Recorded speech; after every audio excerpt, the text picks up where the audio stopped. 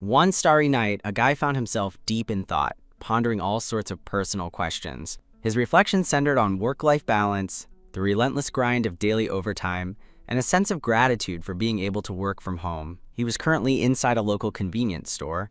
His aim was to purchase a favorite drink he enjoyed. Despite being a fully fledged adult, his appearance, thanks to his genetics, made him look remarkably like a kid. He was quite pleased because the drink he desired was alcoholic, and he really needed it after a long day of work.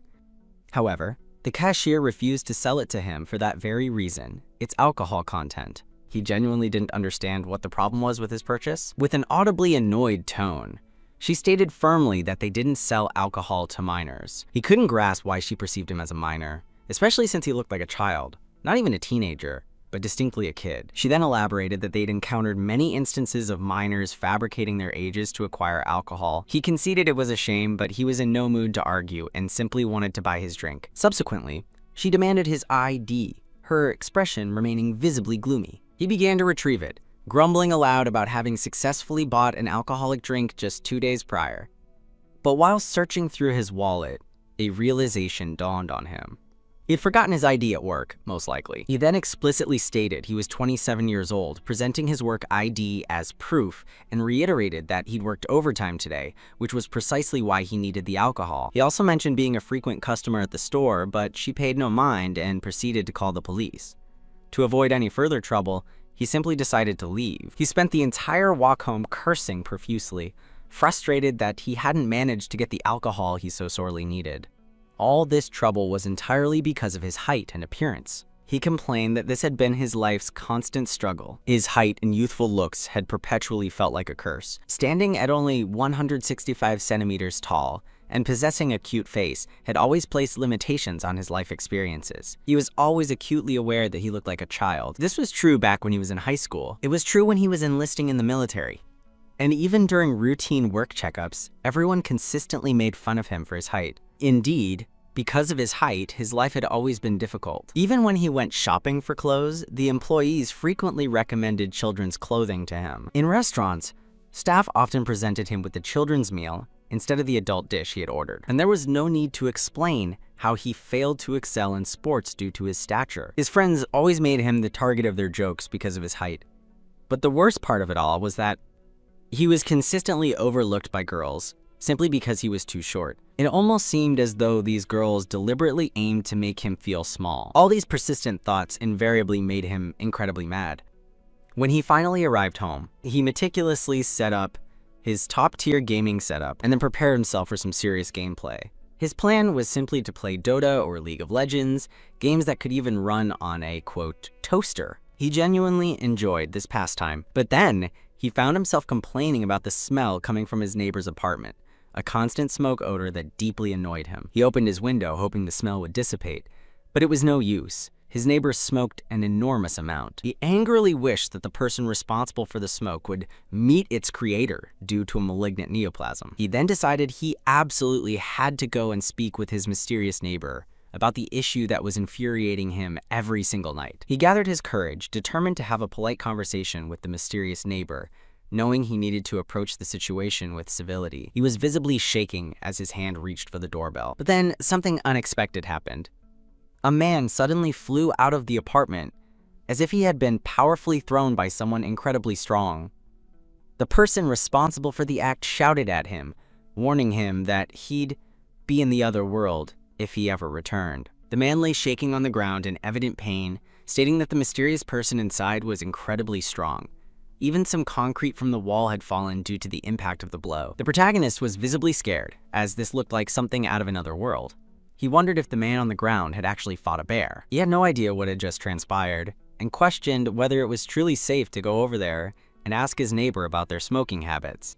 After contemplating the situation for a while, and perhaps those birds in the vicinity told him in their bird language that he absolutely should not proceed, he ultimately decided that he couldn't give up now. He reasoned that if he didn't address it now, he might die of a malignant neoplasm anyway, so he had to ask them to stop, even if it meant accelerating his disconnection from life by being, quote, torn apart by a bear. So he arrived prepared with a gift for that person, the most expensive prime beef, hoping to appease the, quote, beast's desire for flesh and blood. He then gathered all his guts once more and pressed the doorbell.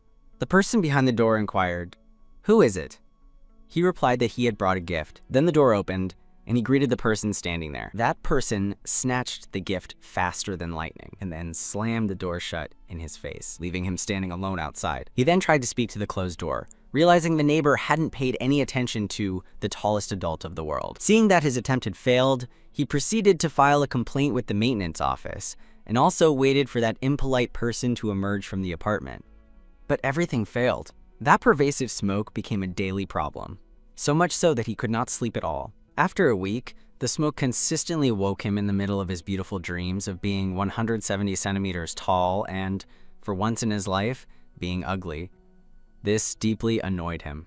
At 11:28 p.m., when he should have been fast asleep, the smoke served as his early alarm clock. Even if he covered his nose with papers, he could still smell the smoke. He was already completely fed up with the situation, so much so that he could almost see Ella Parka in his mind's eye, a sign of his extreme frustration. Then, he finally lost his temper.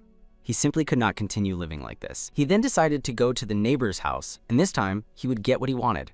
He had bought this house with his entire fortune, and he would live under his own terms. So, for the third time, he gathered all his courage, absolutely determined to make his voice heard. The scene then showed a person who was actively smoking and simultaneously doing pull-ups. She was a notably strong woman.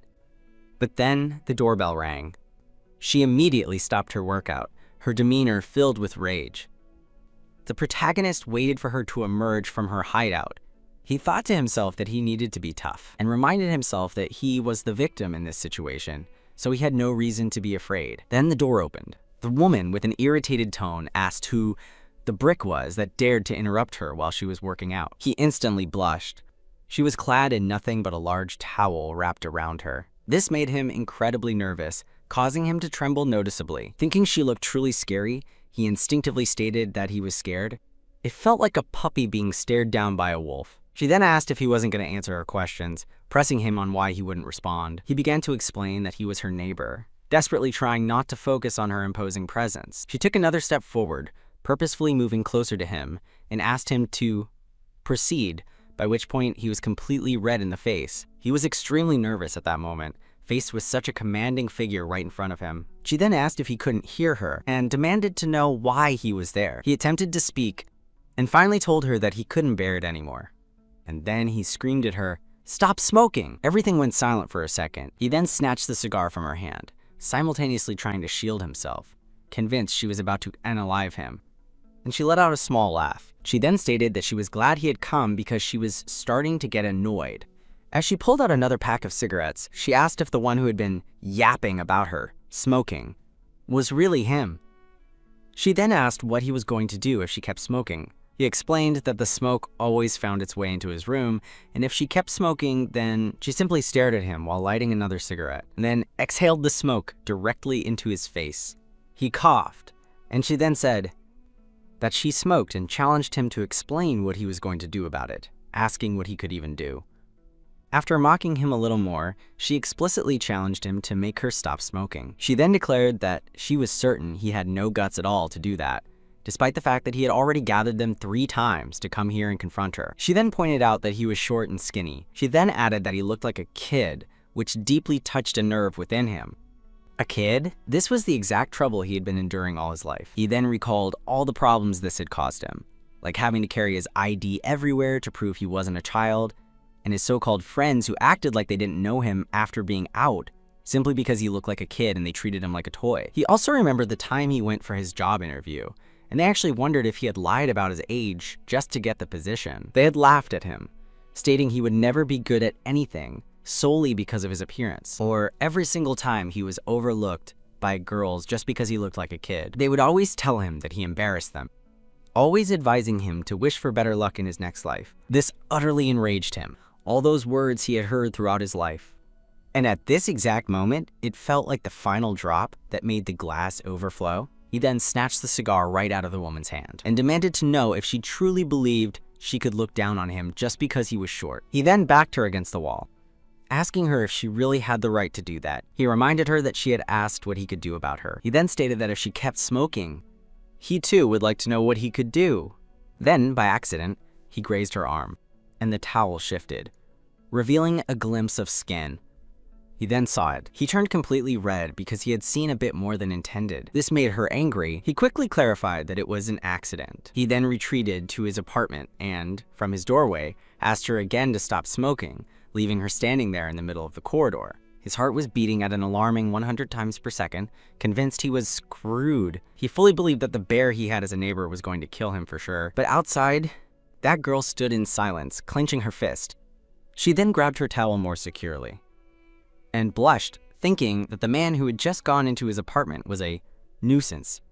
She thought to herself that he was surprisingly bold, wondering what this new feeling she was experiencing right now was. Her heart was beating so loudly it felt like it could be heard from anywhere in the world, or at least he thought so. It was definitely a surprising encounter that sparked something new. Hidden nearby, another woman was staring at her. The red-haired woman wondered what on earth was happening, and she pondered how in the world Si-young had become so flustered, questioning if it was because of that guy, our protagonist, and she already had some suspicions about what that could be. Later, in the bustling city, the protagonist was at his job, looking at his phone. He was watching a video of a neighbor being injured as a result of complaints about smoking. This left him scared, wondering what he was going to do about his own situation. Then, he remembered the specific occasion. He questioned why he had reacted that way, recalling how he lost his temper when she called him a kid, and how he perceived her discomfort as if she were Eva. He tried to clear his mind and regain his composure, all while his teammates looked at him, seemingly wondering, what the hell is happening to him? He felt anxious because she hadn't smoked since yesterday, leading him to worry that she might be plotting something. He couldn't stop wondering about his next move. Then, the vivid image of the man resembling a karate master, who was effortlessly thrown from the apartment and nearly hurt, flashed into his mind. He recalled seeing the man with seemingly broken legs after the incident. He definitely didn't want to end up like that. He started thinking if there was a way to appease the beast. Then, he remembered something important. Someone had referred to her as the Mapo grizzly bear. He immediately proceeded to search for that name on Toogle, a search engine he considered superior to Google in every aspect. He then paused his search. The screen displayed an image of her, a powerful woman, almost sending a man to God with just her fists. The comments section was filled with users questioning if she was truly a woman, and remarking extensively about her incredible strength. It was then that he fully realized she was his neighbor. He was overwhelmed with fear upon seeing this information. Just then, someone called him. His companion asked him why he was watching such a video. In a different location, his companion commented to the protagonist that he would surely lose to her, even if he used a baseball bat. The protagonist inquired if he knew her, and his companion confirmed that he had attended the same high school with her. He commented that one would need a heavy truck to transport all the people she had sent to the infirmary. The protagonist simply couldn't believe it. He stated that he had only managed to see her up close once. However, everyone who attended high school in Seoul knew her. Her infamous nickname was the Mapo Grizzly Bear, and her achievements included almost defeating all the neighborhood thugs. She was probably the most formidable person in the entire world. Thanks to her, he was never targeted by bad guys, because she had dealt with them before they could even think of bothering him. He clarified that she wasn't inherently a bad person, but she was incredibly hot-tempered. He advised that as long as he didn't cross her, he would be fine. The protagonist then proceeded to prepare to jump from the building to have a special meeting with the creator, alarming his workmate.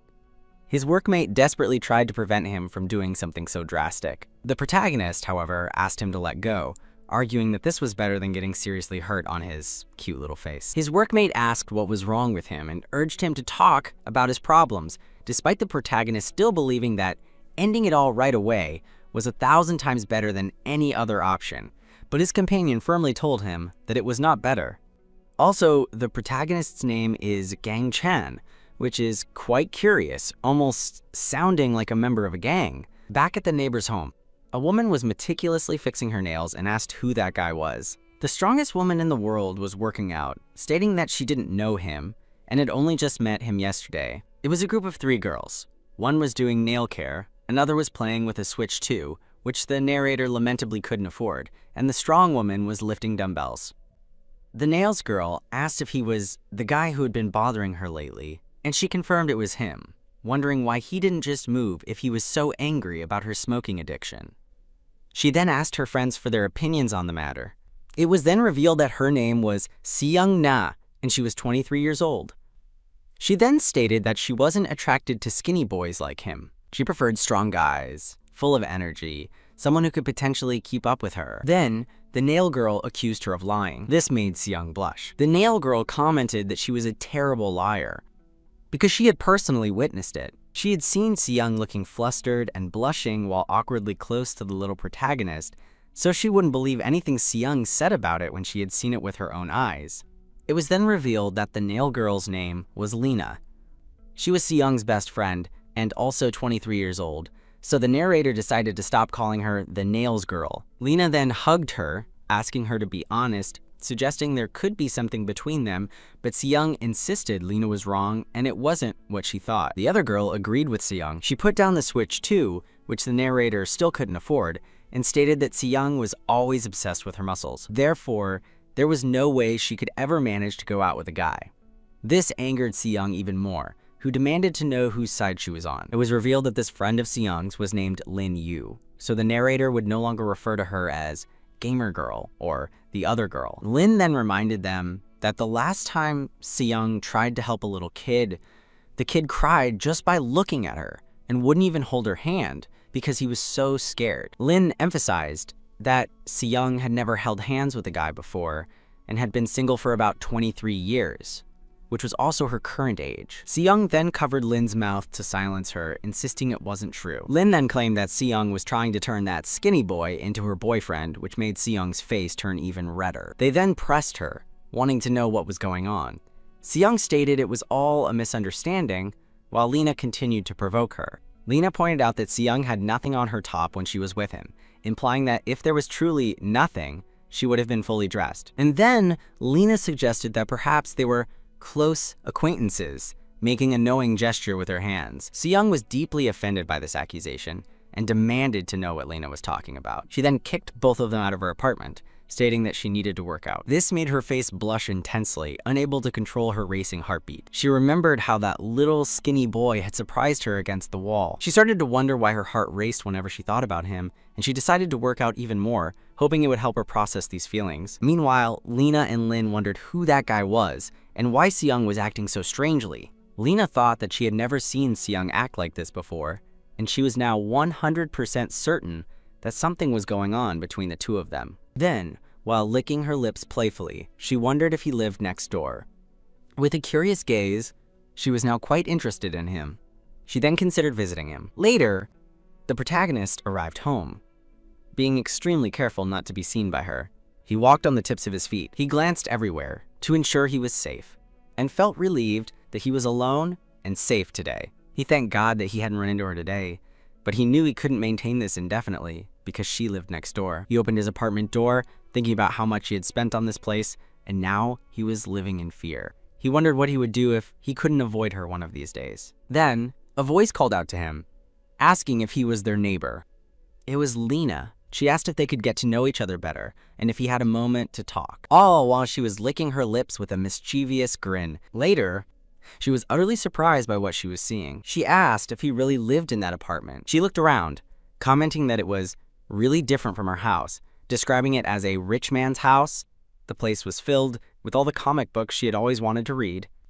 It boasted a brand new air conditioner, a comfy sofa bed, and the latest video game consoles she had always desired, but couldn't afford because YouTube kept retaining her rightful payments. She was then surprised to see he had a console model that was never available in stores because it was always sold out. Her eyes filled with excitement, exclaiming that this was heaven. She then said that she wished she had the chance to live in a house like this. The protagonist, whose name, Gang Chen, the narrator had not previously written down, thought that she had just mentioned being his next-door neighbor. He then deduced that she must live with that big, strong woman named Seyoung, whom he was so afraid of. While she was examining all his belongings, he thought that the woman in front of him looked like a bubbly girl, and he couldn't imagine her being friends with a grizzly bear like his other neighbor. He wondered why he had let her in if he truly didn't know who she was. He hadn't seen any indication that the intimidating girl had sent her here. He felt worried, pondering her intentions for coming to his apartment. She then put down the manga she had been checking and asked the protagonist if he had been with Seyoung yesterday. This question immediately triggered an alarm within him. She stated that she could overlook the fact that Seyoung was not fully dressed, but she emphatically stated that she had never seen Seyoung act like that. She explained that Si-young usually, quote, talks with her fist, then her mouth, and had never spoken to a stranger for more than 3 minutes. Lena couldn't believe she had talked to him for so long, and considering that he was a man, she was even blushing. Lena then sat down very close to the protagonist. She then stated that she was curious, and whispered into his ear that she wanted to know more about this man. She then proceeded to say that she had some questions she wanted to ask him about the smoking problem. But first, the protagonist then blushed intensely, because she lay down on his lap, saying that she was tired and wanted to rest. She then asked if that was okay. Time passed, and she fell asleep with the manga resting on her chest. The protagonist, blushing, wondered why she had fallen asleep like that. He knew she was up to something because she lived with that intimidating neighbor, but there was also the possibility that he was simply overthinking it. He really wanted her to wake up right now because her foot had been touching his leg. Then, the possibility of her trying to accuse him of being a pervert and reporting him entered his mind. However, the possibility that she wasn't doing it on purpose was still a consideration since she was currently sleeping, but it didn't seem accidental as her feet were touching him quite a bit. He then tried to carefully remove her feet from his leg, attempting not to wake her up. He was nervous but tried to remain calm as he wasn't doing anything inappropriate. He then gently took her foot, but then she woke up with a scream. This scared him. She then laughed a little and apologized. She revealed that she had actually woken up a while ago, which surprised the protagonist. She mocked him, saying that his reaction was very funny. She then stated that, thankfully, he didn't seem to be a bad person. This made the protagonist stare at her, wondering what she was taking him for. He thought that she was playing with him, and he found her actions very mischievous. He then asked her if she wasn't putting herself in danger by coming to a stranger's house, even if he was her neighbor. She replied that she didn't do this with just anyone. She moved closer to him, stating that he had a cute face and was also kind and shy. She then declared that he was totally her type, sitting in front of him with her face close to his. She then leaned even closer and asked him what he thought about her. In his mind, he thought he hadn't expected that, and he turned completely red. He then said, while shaking, that she was pretty and cute, but they had just met. He then observed that she created some distance between them. She said she was kidding and that he was too serious, leaving him wondering what had just happened. Then, their attention was drawn by a noise. They went to investigate what was happening. There, a woman had fallen to the ground, inexplicably holding a strawberry, along with apples, an orange, and a pack of cream buns. She then stated that she was there to get Lena. In the next scene, she was seen eating the cream bun. Lena then asked her if Si-young had sent her, and she confirmed it. Lena expressed surprise, thinking Si-young would have come herself. Lin said that she had told Si-young she was here, adding that Si-young's face turned red when she told her, and then instructed her to come look for Lena. Then, the protagonist interrupted and asked Lin how she had managed to get into his house. She simply stated that the door was open. Then, the protagonist took the bun and sternly informed Lin that she was trespassing, emphasizing that he could readily report her to the police. He also directly questioned why she was consuming his bread, to which she casually replied that she had inadvertently stepped on it, implying that if he was going to discard it anyway, she might as well eat it. She further explained that despite her unauthorized entry, she had not attempted to steal anything at all. She merely observed that the door was open and entered solely to retrieve Lena, and feeling hungry, she took a bite of the delicious bread. Subsequently, she earnestly begged him not to report her to the authorities. He then fixed his gaze upon her with intimidating, scary eyes, and she was visibly frightened by his intense stare. Following this, Lena moved closer, deliberately making friendly physical contact with him, and proposed that she could offer an apology on Lin's behalf. She asserted that Lin was fundamentally not a bad kid, but she admitted that her friend was simply not very adept at expressing apologies. She then very earnestly asked him to please forgive her for the transgression. Lena leaned in even closer, her voice soft and persuasive, to ask him kindly for his forgiveness. He responded by looking away, his face visibly blushing due to her close proximity and the situation. And, still averting his gaze, he stated that since they were all neighbors, he could let the incident slide, internally acknowledging that he simply couldn't bring himself to say anything truly harsh or negative directly to her face. He then turned his attention to Lin, pointedly stating that he was going to discard that bread because it had already passed its expiration date. This revelation immediately triggered an alarm of concern in Lin. She then asked, with a hint of confusion, if that wasn't pizza bread, and upon closer inspection, she finally realized that it was, in fact, a cream bun, which explained why it had tasted like such a strange kind of bread. Lena then interjected into the conversation, remarking that they hadn't yet properly introduced themselves to each other. She expressed her strong desire for them to get to know each other correctly and formally. Following this statement, she deliberately took off her overshirt and then calmly placed it on the floor beside her. Looking at him playfully over her shoulder, she declared that there was something she had been wanting to do for a while. This unexpected action caused the protagonist to blush profusely, his face turning a deep shade of red. She then directly asked him for his thoughts on the matter, inquiring what he thought of her actions. And, with a playful gesture, she touched her lips, clearly indicating that she was already contemplating something fun. The protagonist, utterly bewildered by the unfolding events, genuinely wondered what the heck was happening. Then, in the very next moment, both girls were enthusiastically engaged in playing Circle Fit, which was the equivalent of Ring Fit Adventure in this world. This was the activity she had wanted to try, and they were being incredibly loud while doing it. There was an image displayed, illustrating the gameplay of that particular game. Lena was visibly giving her absolute all in the game, exerting maximum effort, and the protagonist was simply observing, internally thinking that he hadn't actually expected anything different or less from her energetic personality.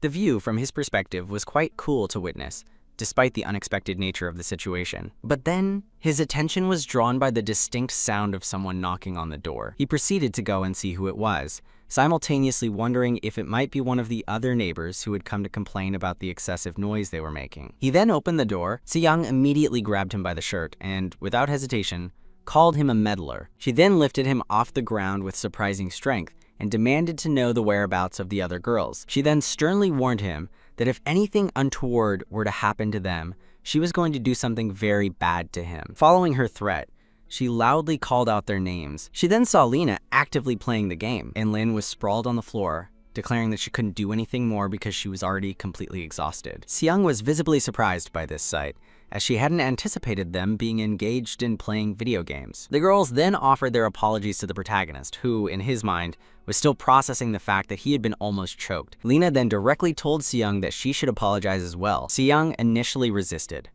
but Lena sternly scolded her, insisting that she should explicitly say, "I'm sorry," to the protagonist. Then, after enduring some additional scolding from Lena, she mustered all the strength she had within her. But then she suddenly shouted that he was the one who had looked at her first and, in a fit of anger, called him a lunatic. This outburst visibly surprised both Lena and Lin, and Lena immediately asked Se-young what was wrong with her and if she had lost her mind, then quickly told the protagonist that Se-young must simply be shy, and that was the sole explanation for her behavior. However, the protagonist stated that he hadn't expected her to apologize at all, given their previous interactions. He firmly declared that she had called someone she had just met a kid, and then proceeded to enter his house and almost choked him.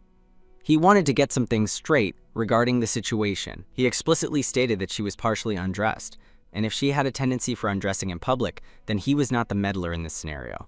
She was. She asked, "What?" while her face took on a gloomy, menacing look, and he internally thought that she looked genuinely scary. She then pinned him against the wall with force and curtly told him to forget it.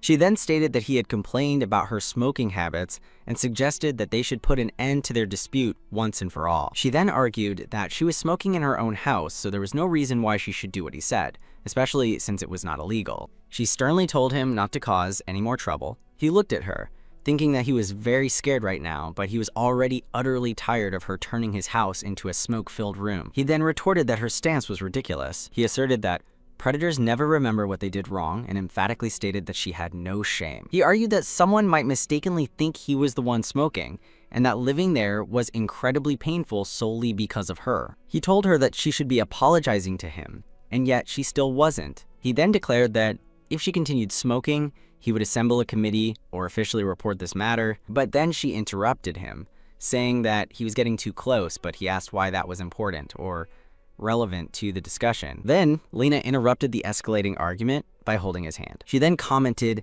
that the smoking was indeed a problem, but as neighbors, they shouldn't fight, and proposed an alternative solution. He asked what that solution was. She suggested that if Se-young agreed to smoke outside, then they, Lena and Lin, could come to his apartment anytime they wanted. Se-young immediately got angry and stated emphatically that Lena should not be making decisions on that matter. Lena then explained their living situation, stating that they had no Wi-Fi, no air conditioning, no computer, and nothing else. She even mentioned that their washing machine was broken, and she reminded Seung that because of her actions, they were at risk of getting kicked out at any moment if she caused any more trouble. Lin then added that if they were indeed kicked out onto the streets, she had nowhere to go. Then, after thinking about it for a moment, Seung conceded that it wasn't like she was trying to torment him on purpose. She then looked at him, and he, in turn, averted his gaze from her. She then admitted that it didn't sound like a bad idea, while Lena was openly celebrating the potential agreement. The protagonist, meanwhile, silently wondered if he didn't have a say in this, as it was, after all, his house. He then considered the situation and thought that this arrangement was ultimately for the better, as it effectively solved the persistent problem of the smoke. He also thought that they wouldn't come very often, and since they were neighbors, he could very well get to know them better through this arrangement. Lena then declared that since nobody had said anything in objection, it was a definite yes. She then stated that they had better introduce themselves properly, as they would be seeing each other often from now on. She introduced herself as Lena Fox, stating that she was 23 years old. This surprised the protagonist, because Fox sounded more like a nickname than a formal surname. She explained that her mother was Korean and her father American, which was why she had such a unique name, and currently, her parents were abroad. She also pointed out the fact that her eyes were blue and told him that he could simply call her Lena. She then stated that the, quote, girl's name was Seung Na, and she appeared cold and unfriendly. But, Lena added, she had the, quote, best strong presence of all. This comment enraged Seung, but caused the protagonist to turn red with embarrassment. Lena then proceeded to introduce Lin, describing her as the baby of the group, and the protagonist, in that moment, wondered when she had managed to take the ice cream out of the fridge. Lena then mentioned that they actually had one more housemate, but she wasn't currently there because she always worked overtime. She then held the protagonist's arm, stating that it was enough for introductions, and asked him if he was going to introduce himself. Holding his arm even tighter, she said that she wanted them to become better friends. He stated that he was Gang-chan and was 27 years old, adding that he hoped they would get along well. She then asked, in a mocking tone, if he was indeed older than them. Then, Seung realized with a surge of anger that Lena was clearly trying to make him pay her bills. Lena continued to hold him, looking at him with a friendly gaze, stating that she was, quote, just trying to make friends with him, while Seung, disgusted, told Lena to wipe that silly look off her face. Then, looking at him as if deeply in love, Lena told him that he could be more comfortable with them from now on, while he internally thought that she was scary, but for a very different reason than Seung. That's how he ultimately ended up accepting the deal. He initially thought that they wouldn't be there every day. They would just come a few days and then never return again. But he was wrong. They came every single day to play video games.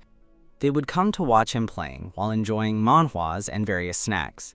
They even came when he was doing other things, and he even gave them his passwords. His house and his fortune were no longer truly his. They now belonged to the three girls. It had become their regular meeting spot. He deeply regretted having accepted them in. But then, one day, something significant happened.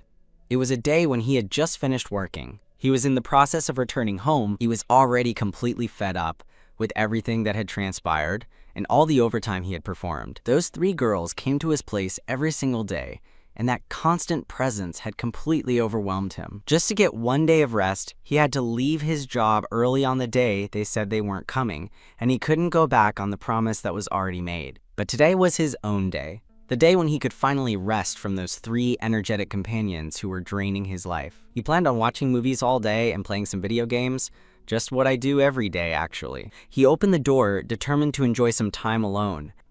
But there she was, Seung, as if God had brought her to Earth.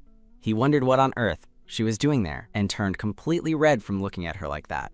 She then threw him her towel and told him to look the other way. Later, inside his room, he was watching the computer screen while she was sitting on the bed. He thought that this situation was awkward. He hadn't expected to find her like that the exact moment he opened the door. He was informed that she was going to go to the gym today.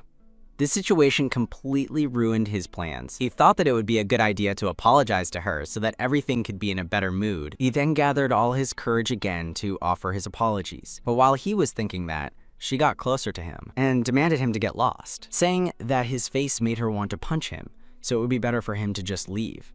He replied that this was his house. She responded that she was there first and got even closer. Then she asked him if he wanted to spy on her again, and called him a nuisance. She then said that she couldn't stand to be in the same room with a nuisance, so he should just get lost. He interrupted her, saying that his logic didn't. She interrupted him before he could finish the sentence and told him that he was having a difficult time hearing her because he was short. This deeply touched a nerve on the protagonist. He then proceeded to stand up and ask her what she had said. He then proceeded to scold her, telling her that if she didn't like him staying in his own house, then she should leave, and that he hadn't looked at her because he wanted to, and that it was her fault for walking around like that in a man's house. She told him that she was just someone who liked to show off. She twitched her teeth in anger when she heard that, and was about to strongly reprimand him on the spot. This scared him, but she held back, clenching her fist. She then calmed down, but he told her that he was older than her and she should show him some respect. This enraged her even more because she didn't want to. She then took out a pack of cigarettes, saying that he hadn't told Lena nor Lin to do that. She then proceeded to put the cigar in her mouth, saying that he was annoying. Gang Chan noticed this. He then hurried up and asked her what she thought she was going to do in his house, then tried to reach for the cigar, but she raised her hand so he couldn't reach it. His face was so close to her chest. This gave her an idea. She asked him what the matter was while flicking her hand. She said that she thought he was going to try to take it. Asked him how he planned to take the cigar out of her hands, and asked him what he could do. She then placed the cigar in the middle of her chest, saying that from that height he had it easier. He then turned away, confusing her. He then told her that this was the reason she didn't have a boyfriend. This exploded within her as if a nuclear bomb had detonated. This enraged her, asking him how he could say something so ridiculous. He said that he could bet that she had never held a boy's hand nor had a date. This was like a home run on her, with her head being the ball. She clenched the cigar box, asking him how he dared to say such nonsense about her. He got a bit worried about her anger. She then pointed at him, stating that surely he had never done that before either, for being short. After that, an awkward silence filled the room. He pointed out that he had done that before, which surprised Seung. He said that he just guessed, but wasn't sure that she really didn't have any experience with men, and all her teasing actually didn't mean a thing because she was no better than him.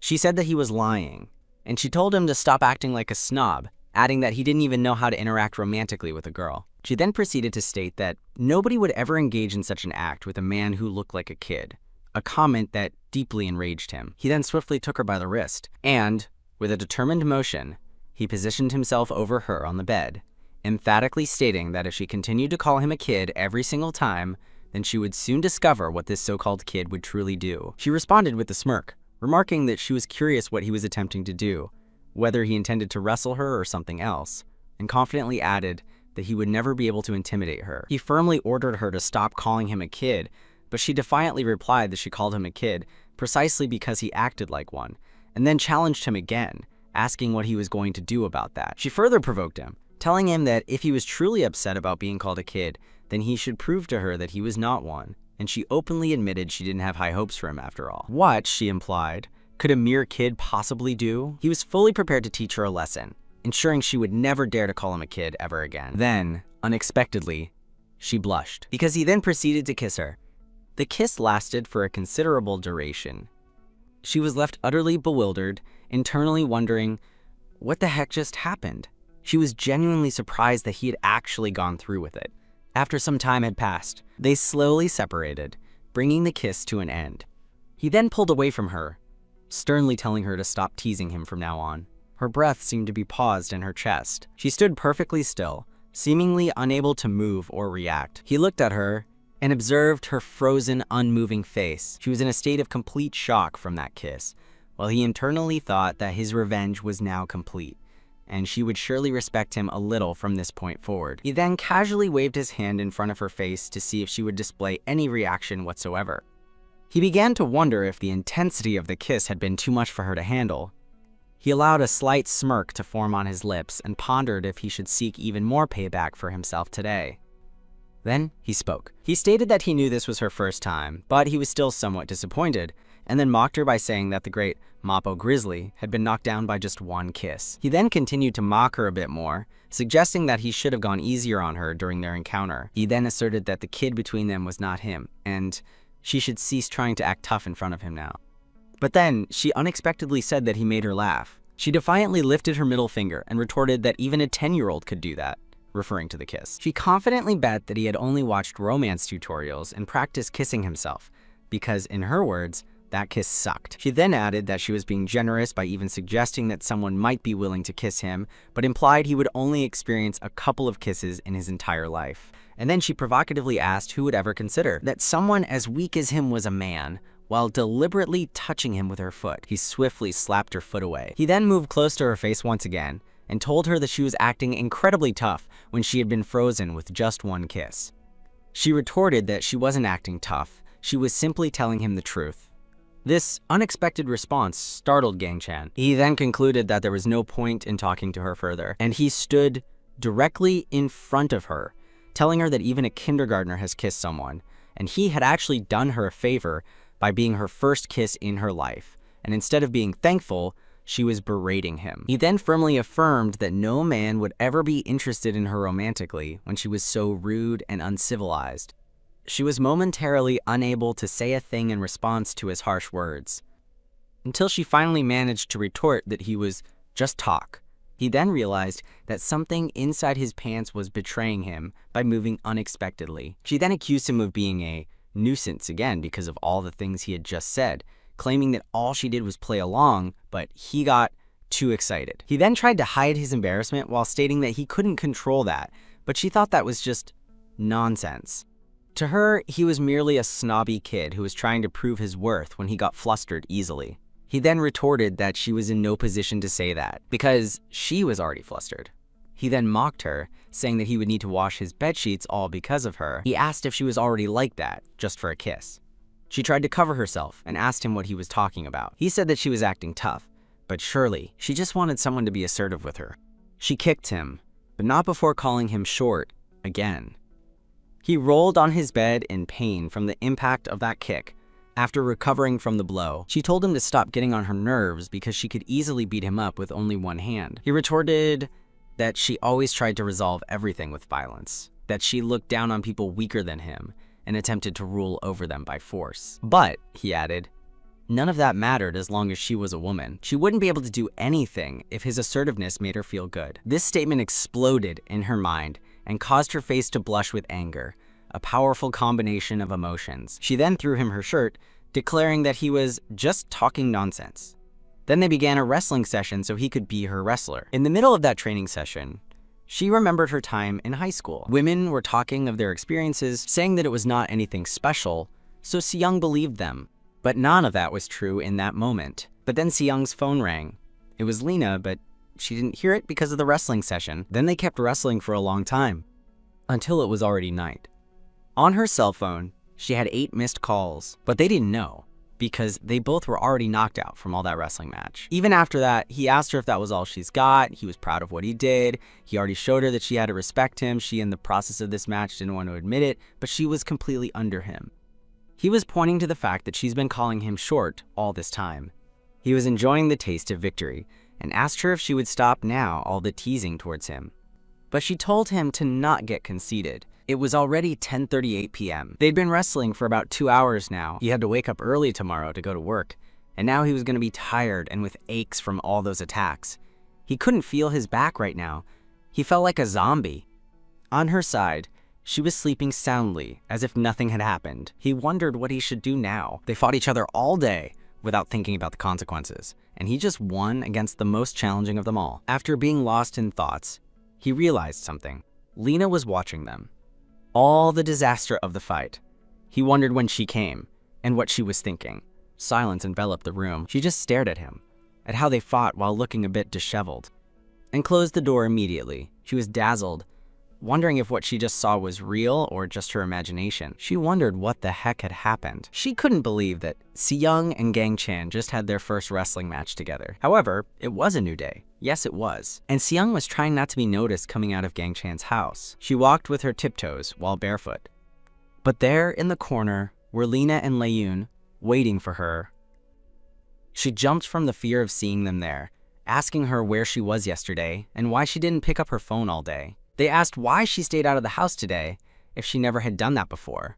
This was so suspicious to them. With a mischievous look, they wanted to know what her excuses could be, why she was sweating, and why she was this quiet, they asked. Lena got closer and asked her to tell them the truth, and the truth only. They said that they already had their suspicions of what she had been doing, but they wanted her to say it. Seyoung pretended not to know what they were talking about. She said that she worked out all night in the gym. Then she said that no guys had ever wanted to be with her, so that was not a possibility here, and asked them if they had someone to introduce to her. Lena made a playful gesture with her hands, like asking for a pencil sharpener. But Seyoung said that she didn't have one. But Lin smelled her, saying that her aroma could tell her what she had been doing all night, but Seyoung said that it was just sweat. Then she managed to escape, going into her house and slamming the door on their faces. They both seemed speechless, but Lena had something planned, and she was going to get whatever she wanted right now. On Seyoung's side, she was all red, and with her heartbeat at its maximum. Then she remembered how in school the guys always said that nobody would want to be with someone like her. She always heard how they pointed out all of her defects, like looking tough to the point that it was better being gay than going out with her. Her temper and strength like a bear, and looking like a gorilla. They always said that she was strong, she was not graceful, and she was just brute.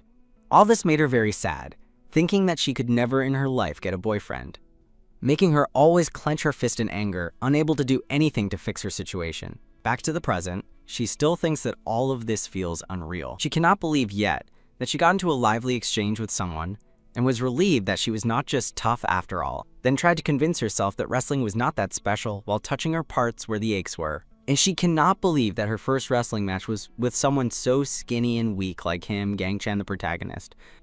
Every move he did to her came to her mind. All of her body wanted to practice even more moves. But then she shook her head, thinking that that was enough, and was frustrated that a short person like him treated her like a toy at something she had to be better at. The best of all time, the last real champion, the game, the heartbreak, the master of wrestling moves, the chosen one. She was decided to get her revenge one way or another, while hearts seemed to draw in her eyes, and her heart was racing for all the mix of feelings she was having right now. The next day, someone was gossiping in the office. They were saying that a team leader got sacked for embezzlement. They were saying that even the cops got involved, also made fun of the situation in various ways. Probably the responsible was a woman who was fired from her previous work because she had an affair with a married man in her team. Gang Chan heard all the gossip while he was working and broke a pen in frustration. He asked to himself what he should do, while a Shinigami was looking at him, looking for apples. He could not stop thinking of Lena, seeing how he had all with Seyoung. He thought that she had recorded it all and was scheming something against him. The thoughts were dominating his mind, how this was going to change his relationship with Seyoung from now on, how Lena hadn't called since then, and if she had told everything to Lin. All of this made him feel so anxious that he could not focus on his job. He knew that he had to see them again today, and he had no idea on how to react when he saw them today. He was so frustrated, and whether he liked it or not, he had to see them again every day no matter what. He even screamed, "What am I going to do from now on?" Calling the attention of his companions, he even got a bit far off the desk while wondering what he was going to do. An old man asked him if he was having a nervous breakdown again, and told him that if that was the case, then he could go home early. Gang Chan said that he was okay, but the thought of what to do didn't leave his head. He started to feel dizzy. His only desire was to quit his job and leave. After some time, the workday was finally over. Then, on the door, there was a note that said, "My room, I'll kill you if you don't knock." Inside, there was a bunch of training equipment, and Seyoung was doing push-ups. She fell to the ground because she was already too tired to continue. She couldn't stop thinking about how Gang Chan won their wrestling contest last night. This entire situation truly annoyed her. She desired nothing more than to just get rid of him with her bare fists. She wished to do that so intensely, but it wasn't an option. She had to see him frequently, and it would become incredibly awkward from now on if she resorted to violence. Besides, she had more to lose than to gain, and it would look bad to beat up a small guy like him just for some wrestling. And if Lena and Lin ever discovered the secret, they would never stop mocking her for it. She looked at her phone, desperately searching for an answer to the question, what to do in this situation. Then she found something that was of particular interest to her. It suggested to challenge him differently and prevent him from winning easily. She angrily tossed her phone away, vehemently declaring that she would never do such a thing. Then she made her decision. She was going to get her revenge one way or another. Then, the scene shifts to Gang Chan's room. She entered and realized that no one was home. This was good for her, as she had an idea forming. She smirked, because she was about to do something truly mischievous. He was surely going to pay for humiliating the strongest woman in the world, the great Seong. It was too late to back down now, so she proceeded to get to work. She proceeded to tighten all the lids on every bottle in his room. She also loosened up all the light bulbs and bent all of his spoons. She also placed the remote control in the highest cabinet she could reach. She was truly mischievous, if you ask me. She also put all of his clothes under the furniture. All her mischievous work was done perfectly. She felt so good after a session of mischief, thinking that's what he gets for messing with her. She thought that this would be enough for her revenge. But then a bad feeling flooded her mind, thinking that she was being pathetic. She couldn't go any lower than this, doing some childish pranks to get revenge on a man who looked like a kid. So pathetic.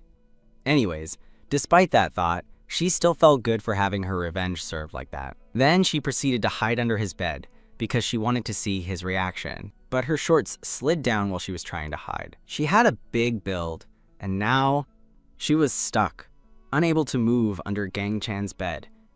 This enraged her, and she thought it was ridiculous. Then Gang Chan arrived and immediately saw her under the bed. He was wondering what the heck was happening. He wondered what she was doing under his bed. He thought that maybe she was trying to make him wrestle her again, like last time. Then he considered that it was difficult for that to be the case. Even so, it was funny to find her like that. It was very unlikely, but here she was. Then she asked if the person there was Lena or Lin, but also asked if it was the shorty who challenged her. He then proceeded to touch her arm, saying that it was him, the arrogant shorty, and asked her what she had planned to do. Then he asked what she was doing. She looked like she was doing something funny, and he asked what her plan was. She thought that this situation was the worst, and cursed that it was him, of all people, who was looking at her in such a state. She remembered all the things she did to get her revenge, and now she was there. She thought that she didn't have to tell him that she was hiding to see his reaction after all she did. She would never say that. But what should she do? She had to think of something, and fast. She had to think about an excuse. But then Gang Chen was thinking the worst about her, that she wanted to be challenged again. After all, she had shown him that this was what she enjoyed. But she was cursing her actual situation because there was no way out anymore. She tried to get out, but she failed in every attempt. She was desperate because the worst was approaching. Then he explained that the bed kept shaking in the past, so he had nailed it down, making it solid like a rock. That's why she couldn't escape this time. She called him a crazy person for that. Then he proceeded to ask her why she was stuck there. She told him that he didn't care about that and to mind his own business. Then he asked her if she didn't understand in what situation she was in. Then he tickled her foot and asked her to tell him the truth. She couldn't bear it anymore and surrendered, asking him to stop and promising she would tell him the truth, then told him to check for himself. This raised Gang Chan's curiosity, and she asked him if he hadn't taken a look around his house already. Then he started to search around. He found the loose lights, the ruined spoons, the clothes under the furniture.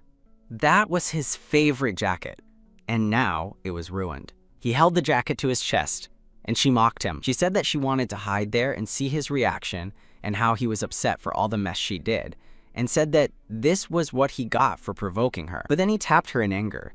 She felt a lot of discomfort from that tap. He kept tapping her, ordering her to apologize. He ordered her to hurry up with the apologies and tapped her even harder. This, instead of making her suffer. She seemed to enjoy it, saying that she barely felt tickles. He was enraged and then prepared to do something even more drastic. He managed to get his revenge by toying with her, but this was not enough for her, because in the process, he didn't want to give her what she wanted and fell asleep. But she managed to free herself and threw him to the floor and forced him to do what she wanted, and he had no choice but to obey. After an intense night of wrestling, she, Seong, expressed an eager desire to continue their practice sessions. However, he, in his exhausted state, was already thoroughly beaten. Overwhelmed by fatigue, he succumbed to sleep, while she, feeling a surge of anger, attempted to rouse him. She desperately tried to wake him up, her need to practice even more evident, but her efforts proved useless. He was utterly incapacitated, unable to awaken from the profound knockout he had experienced. The transition from night to day was abrupt. The next day had already arrived, bringing with it a new set of circumstances. Upon regaining consciousness, he discovered a staggering 20 missed calls on his phone, all originating from the formidable department head. When he finally awoke, disoriented, he had no idea what time it was, adding to his confusion and sense of unease. An immense pain radiated through his back, signaling a significant discomfort. He suspected that Seong, in the fervor of their wrestling match, might have utilized a particularly potent submission move that had left him grievously injured. He felt as though he had been run over by a truck, rendering him utterly unable to even get up. A chilling realization dawned upon him. He could potentially be late for work. His gaze then landed upon a pack of muscle pain relief patches, lying conspicuously nearby. A fleeting thought crossed his mind. Se-young must have been incredibly kind to have purchased these for him, demonstrating such consideration for his recovery. He was genuinely surprised by her thoughtful consideration. However, his quiet reflection was abruptly interrupted by a soft voice inquiring if he needed help with the patches. It was Lena, her face alight with visible happiness at seeing him finally waking up. The sudden appearance and voice of Lena scared him profoundly, sending a jolt through his already aching body. Lena, observing his startled reaction, casually inquired about his surprise, reminding him that they see each other almost every day. She initially assumed, based on the peaceful expression she perceived on his face, that he had enjoyed a particularly good night's sleep, but when he quickly told her that nothing happened, her assumptions were challenged. A wave of unwelcome thoughts washed over him as he wondered what she was doing there. He distinctly didn't want her presence in his room. Undeterred by his apparent discomfort, she then directly asked him what had happened. He reiterated his terse response, nothing, but it was clear from her expression that she didn't believe it for a second. Nevertheless, he proceeded to inform her that, regardless of their closeness, she absolutely had to knock before entering his room. She retorted that she did knock, but he evidently didn't hear her. With an air of defiance, she then admitted to having simply entered without his permission, and she said it as if she were proud of that transgression. He couldn't help but think that she was deliberately teasing him, convinced that she knew exactly what had transpired the night before. Lena then remarked that he must be feeling incredibly tired from whatever had happened yesterday, but quickly assured him that she didn't know the specifics of his activities. Despite her supposed ignorance, his own reactions to her seemingly innocent jokes were undeniably suspicious, betraying a deeper secret. She also took the opportunity to remind him that he was not at work today, emphasizing his unexpected day off. Furthermore, she pointedly mentioned the disheveled state of the room, drawing attention to the chaos around them. She then commented on the overall weird atmosphere that pervaded the space, hinting at something unusual having taken place. Continuing her observations, she subtly suggested that he might be the one responsible for all the mess, implying his direct involvement. It became clear that she had some guesses as to what could have possibly transpired within the room. He was consumed by a growing fear that she knew it all, and would inevitably make fun of him for his exploits. Adding to his apprehension, he was also afraid that she could misunderstand the true nature of his relationship with Se-young. After all, he himself was still uncertain what they both were to one another, making the situation even more complicated. Consequently, he made a conscious decision to keep everything a secret, clinging to the slim chance that Lena wouldn't suspect more than she already did. His fear escalated to the point where he worried she might perceive him as a garbage of a man, and concluded that the best course of action would be to come clean later, when the time was right. Lena, amused by his grave demeanor, then laughed at him for being so serious. She asserted that he was an adult, and that, ultimately, what he was doing was completely normal, so he truly should not be ashamed of anything. She playfully asked if he was embarrassed, further prodding him, and then reiterated that if he indeed engaged in such activities, there was no reason to feel ashamed or anything like that. Lena then articulated her assumption of what he had done. Not wrestling with Se-young, but merely training himself alone. A deep flush spread across his face as he got all red, utterly perplexed as to why she would say that. Feeling profoundly offended, he began to scream at her, vehemently denying that he had done any such thing.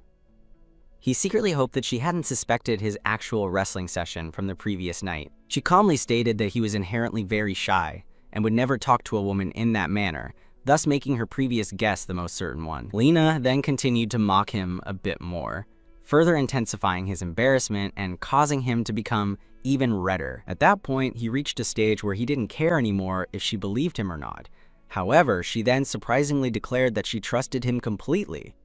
She then settled down near him and, with a nonchalant shrug, uttered, "Who cares?" Extending an invitation, she suggested that if he was feeling lonely, he could always go out with her. Lena then boldly claimed that they could wrestle better than he had the previous night, perhaps even surpassing a match for the world title. He felt his shyness reaching its absolute limit, wondering intensely what she was plotting by coming so disconcertingly close to him. The vivid image of her finding him wrestling with Se-young flashed into his mind. He was now absolutely sure that she knew it all. He initially believed that she was going to make fun of him for his poor performance in the ring, but then considered that perhaps she had already forgotten it all, or more disturbingly, she was merely pretending to have forgotten. He found himself unable to know for sure what was truly coming to her mind, leaving him in a state of anxious uncertainty. His swirling thoughts were abruptly interrupted by her voice. She inquired if he wasn't planning on going to work today, conveniently adding that it was also her day off. Given their shared free time, she proposed that they should simply hang out together. He then cleared his throat, preparing to speak and articulate his refusal. He quickly got dressed and informed her that he had an abundance of things to do and was therefore very busy, inadvertently giving her the impression that he was a workaholic. However, as he moved, an immense pain flared in his back once more. He involuntarily fell back onto his bed, uttering Lena's name in a pained gasp. He then let out a frustrated curse, because he was completely unable to move. At that precise moment, his phone began to ring. He answered it, discovering to his surprise that it was his boss calling. He immediately apologized for his absence. To his astonishment, his boss reassured him that it was okay, proclaiming him the best worker in the world. The boss granted him the entire day off, confident that something significant must have transpired. He instructed him to take the day off and rest as much as he needed, assuring him that others would handle all necessary tasks. Of course, Lena, having overheard the entire conversation, became incredibly excited by the news that he wouldn't be working today. While he wasn't particularly thrilled about the unexpected day off, Lena, on the other hand, felt all the happiness in the world surge within her soul. With a flourish, she then tossed out his uniform, declaring that he wouldn't be needing it for the day. He, however, simply lied down, stating his intention to sleep all day. While a full day of sleep sounded appealing, given how tired he had been and his desire to simply close his eyes for the rest of the day, he also had to acknowledge the looming presence of housework and other obligations. But before he could dwell on his chores, Lena gently held his shoulders, remarking on how stiff they felt. With a mischievous smile, she informed him that she was going to perform a massage on him to help him feel better. He instinctively declined, stating that there was no need for that. Yet, she insisted, proclaiming herself an expert in massage, casually mentioning that she often massaged Yoonda and Seyoung. The unfamiliar name sparked a sudden question in his mind. Who is Yoonda? Undeterred by his question, she nonetheless began a rather weird massage designed to alleviate his discomfort. During the process, she subtly, yet pointedly, mentioned the wrestling session he had with Seyoung.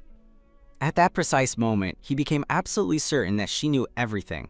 She then proceeded to directly ask him how it was, referring to the wrestling match. She questioned his surprise at her knowledge, asserting that she believed he already knew that she was aware of the wrestling sessions.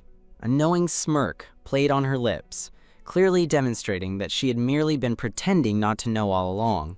He found himself completely under her scrutiny now, trapped and exposed. He realized with a jolt that if he uttered the wrong words now, he would be screwed for life. She calmly told him to simply relax. She clarified that she was merely curious to know what he felt during the wrestling match. He, however, was rendered speechless. He didn't know what to say. She then pressed further, inquiring why they had kept it a secret and, more importantly, what they were to one another in terms of their relationship. Her questions continued, as she eagerly asked him what he had done to win against the strongest woman in the world, expressing a genuine desire to know his secret.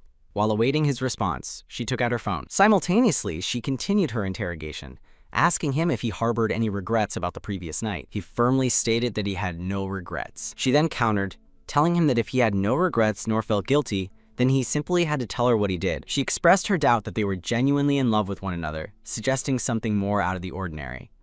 He vehemently negated that idea. He admitted that they had nothing planned, but explained that the atmosphere had simply gotten weird, and the wrestling session had just happened, and she had already witnessed it. He confessed that they hadn't consumed any alcohol, and both of them had agreed to the wrestling.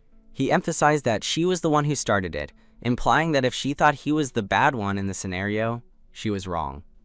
He let out a faint laugh, a nervous tremor in his voice. Lena, however, firmly believed that there was no way he was telling the entire truth, and she could see that he would never tell her willingly. A fleeting memory of Seyoung's expression crossed her mind, and she couldn't help but wonder, how did a skinny and weak man like Gang Chan manage to face her? Seyoung had always adamantly stated that she would never wrestle against someone weaker than her. There seemed to be no rational explanation for this situation, as Seyoung was never easily impressed. Lena pondered what his special method could possibly be, given that there appeared to be nothing special about Gang Chan and Seung's eyes. To Lena, they simply didn't even look good together. This whole affair was rapidly making her more interested than she had anticipated. He abruptly interrupted her, urgently asking her to get off his back because her weight was beginning to increase the pain. She immediately apologized and complied, moving off him. The clock now showed 12:04 p.m.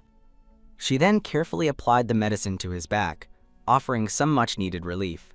He admitted that wrestling her had been incredibly painful, and his back still hurt considerably. Despite the discomfort, he confessed that it might have simply been a mistake, but he felt no sorrow about that particular mistake. He then told her that she was free to think whatever she wanted.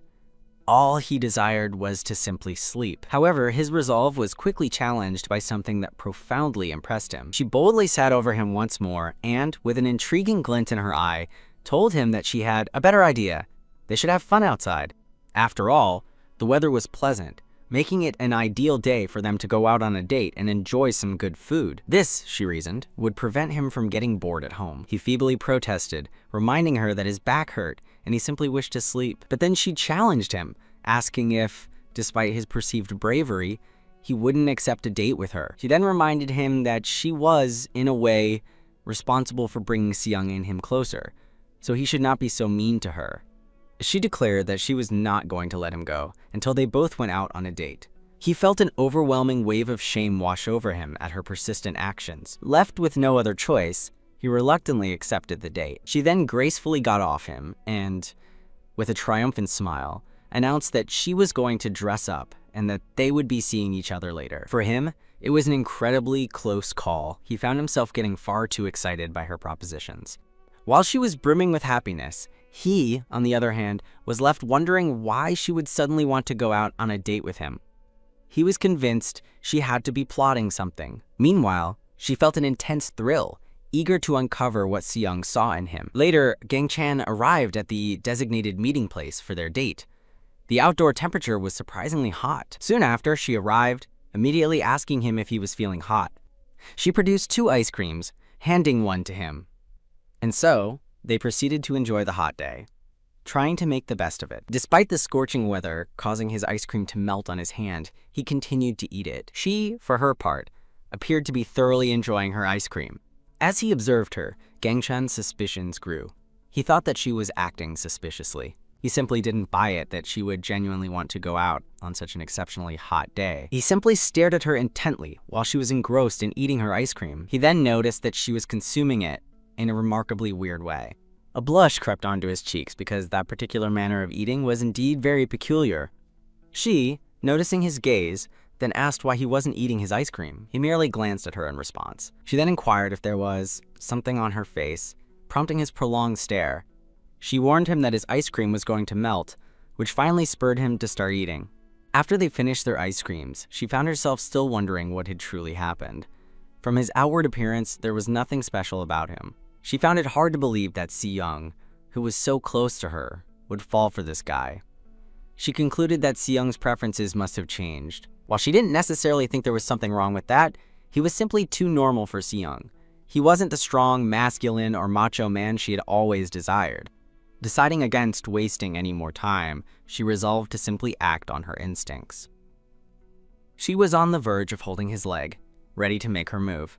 But then he abruptly interrupted her, halting her intentions. He directly asked her why she suddenly wanted to go out on a date with him. She countered by asking if he didn't like spending time with her.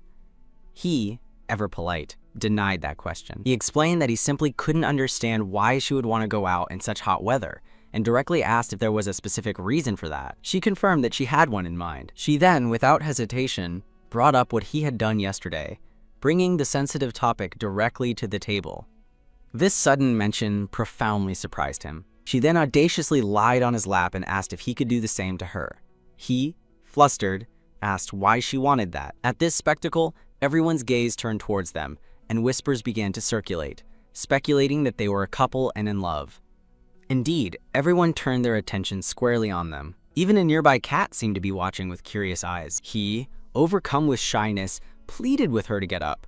She, in turn, looked up at him, noticing his intense gaze upon her. And then she proceeded to tease him a bit, further increasing his discomfort. She then began to finish what had dripped from her ice cream cone, an action that utterly puzzled him. Her movements were so swift and precise, it was almost like a rocket being launched. Startled, he then got up abruptly, causing her head to fall from his lap. He then declared that if she wasn't going to do something concrete, then they should just return home before it got any hotter. She responded with a light chuckle. Then, taking his arm, she asked where they should go for their date, still determined to continue. She knew that if she persisted with this line of inquiry, she would finally find out why Seong liked him so much. She simply looked at him as they walked, well aware that he was wary of her intentions. She was now fully decided to be bolder with him, determined to unravel the mystery of his appeal. So they're just walking along, and he's totally saying they should just head home. But she's like, nah, I'm having a blast.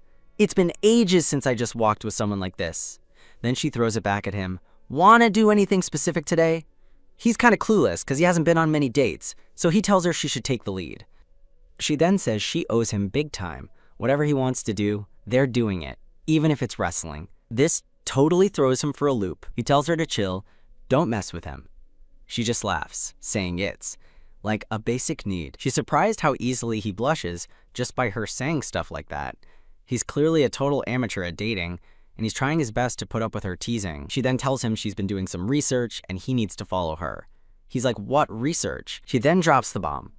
She did all that research because she's gonna be his girlfriend today. She even sticks her hand out behind her for him to grab. The mere thought of her being his girlfriend makes him blush like crazy. He's totally about to grab it. Just the idea of touching her hand makes him blush. While he's all flustered, she just goes for it and hugs his arm. She's super excited, because walking like that, they look just like a couple.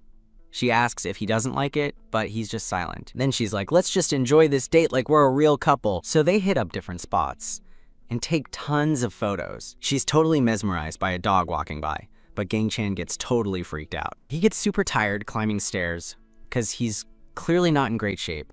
And his sausage, the food, come on, even falls on the ground while he's eating it. Poor guy. He even falls when he tries to push her on a swing.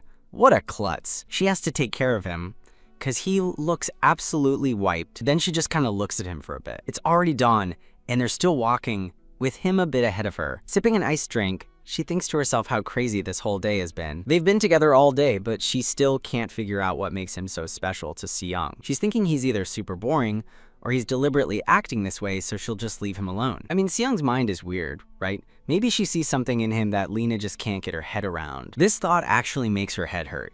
She wonders if she just wasted her whole day and if she should have just gone to work instead of this boring date. But then, something totally grabs her attention. He suddenly protects her from getting wiped out by a couple on a scooter who are too busy looking at their phones to notice her. He's super relieved she's okay and immediately asks her if she's all right. This makes her blush, and she says she's fine, all thanks to him. But then she points out he's still holding something else. Oops. He quickly pulls his hands away, apologizing like crazy and saying it was just an accident. He turns away in shame because he can't even look her in the eyes after that. She tells him it's fine though, he was just trying to help, so he shouldn't worry about it. Then she's deep in thought. Even though he's been super clumsy and awkward all day, right then, he was actually acting pretty manly. But she still thinks that's not enough for Seong to fall for him. Then they both notice her drink fell, getting her blouse all wet. And her ankle got hurt, but she says it's okay. Still, he makes her sit down and tells her to wait, saying he's gonna go get her some medicine. She thinks that even if he's a bit of a klutz, right now he feels surprisingly reliable. She then gets totally lost in thought about him. But someone's watching her from afar while she's wondering what she's gonna do about her sore ankle.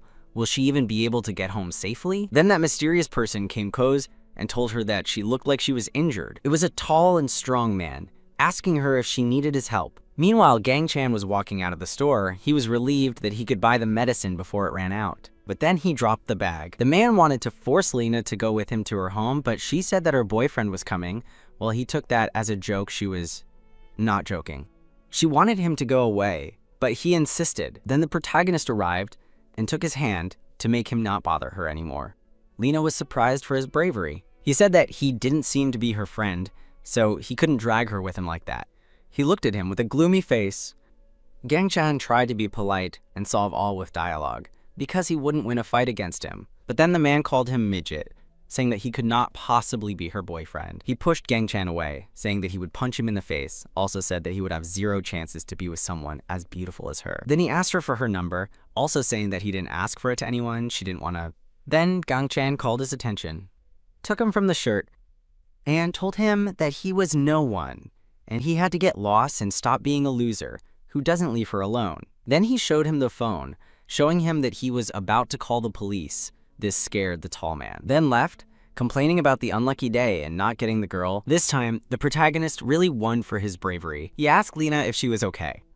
She said that she was not okay, that she was thankful for his help, but he put himself in danger. That man could have beat him with 1 punch. She was worried, and with her heart racing, wondered what was happening with her. She was completely blushing, maybe in love with Gang Chan. She didn't know what was happening in the depths of her heart that made her blush like that, her cheeks feeling hot enough to cook an egg. She told herself there was no way, absolutely no way, that someone like her could fall for someone like Gang Chan. He was just so basic, so simple, so boring, so small, like a boring little garden gnome. But then she noticed something in the gloomy mood that had taken over Gang Chan.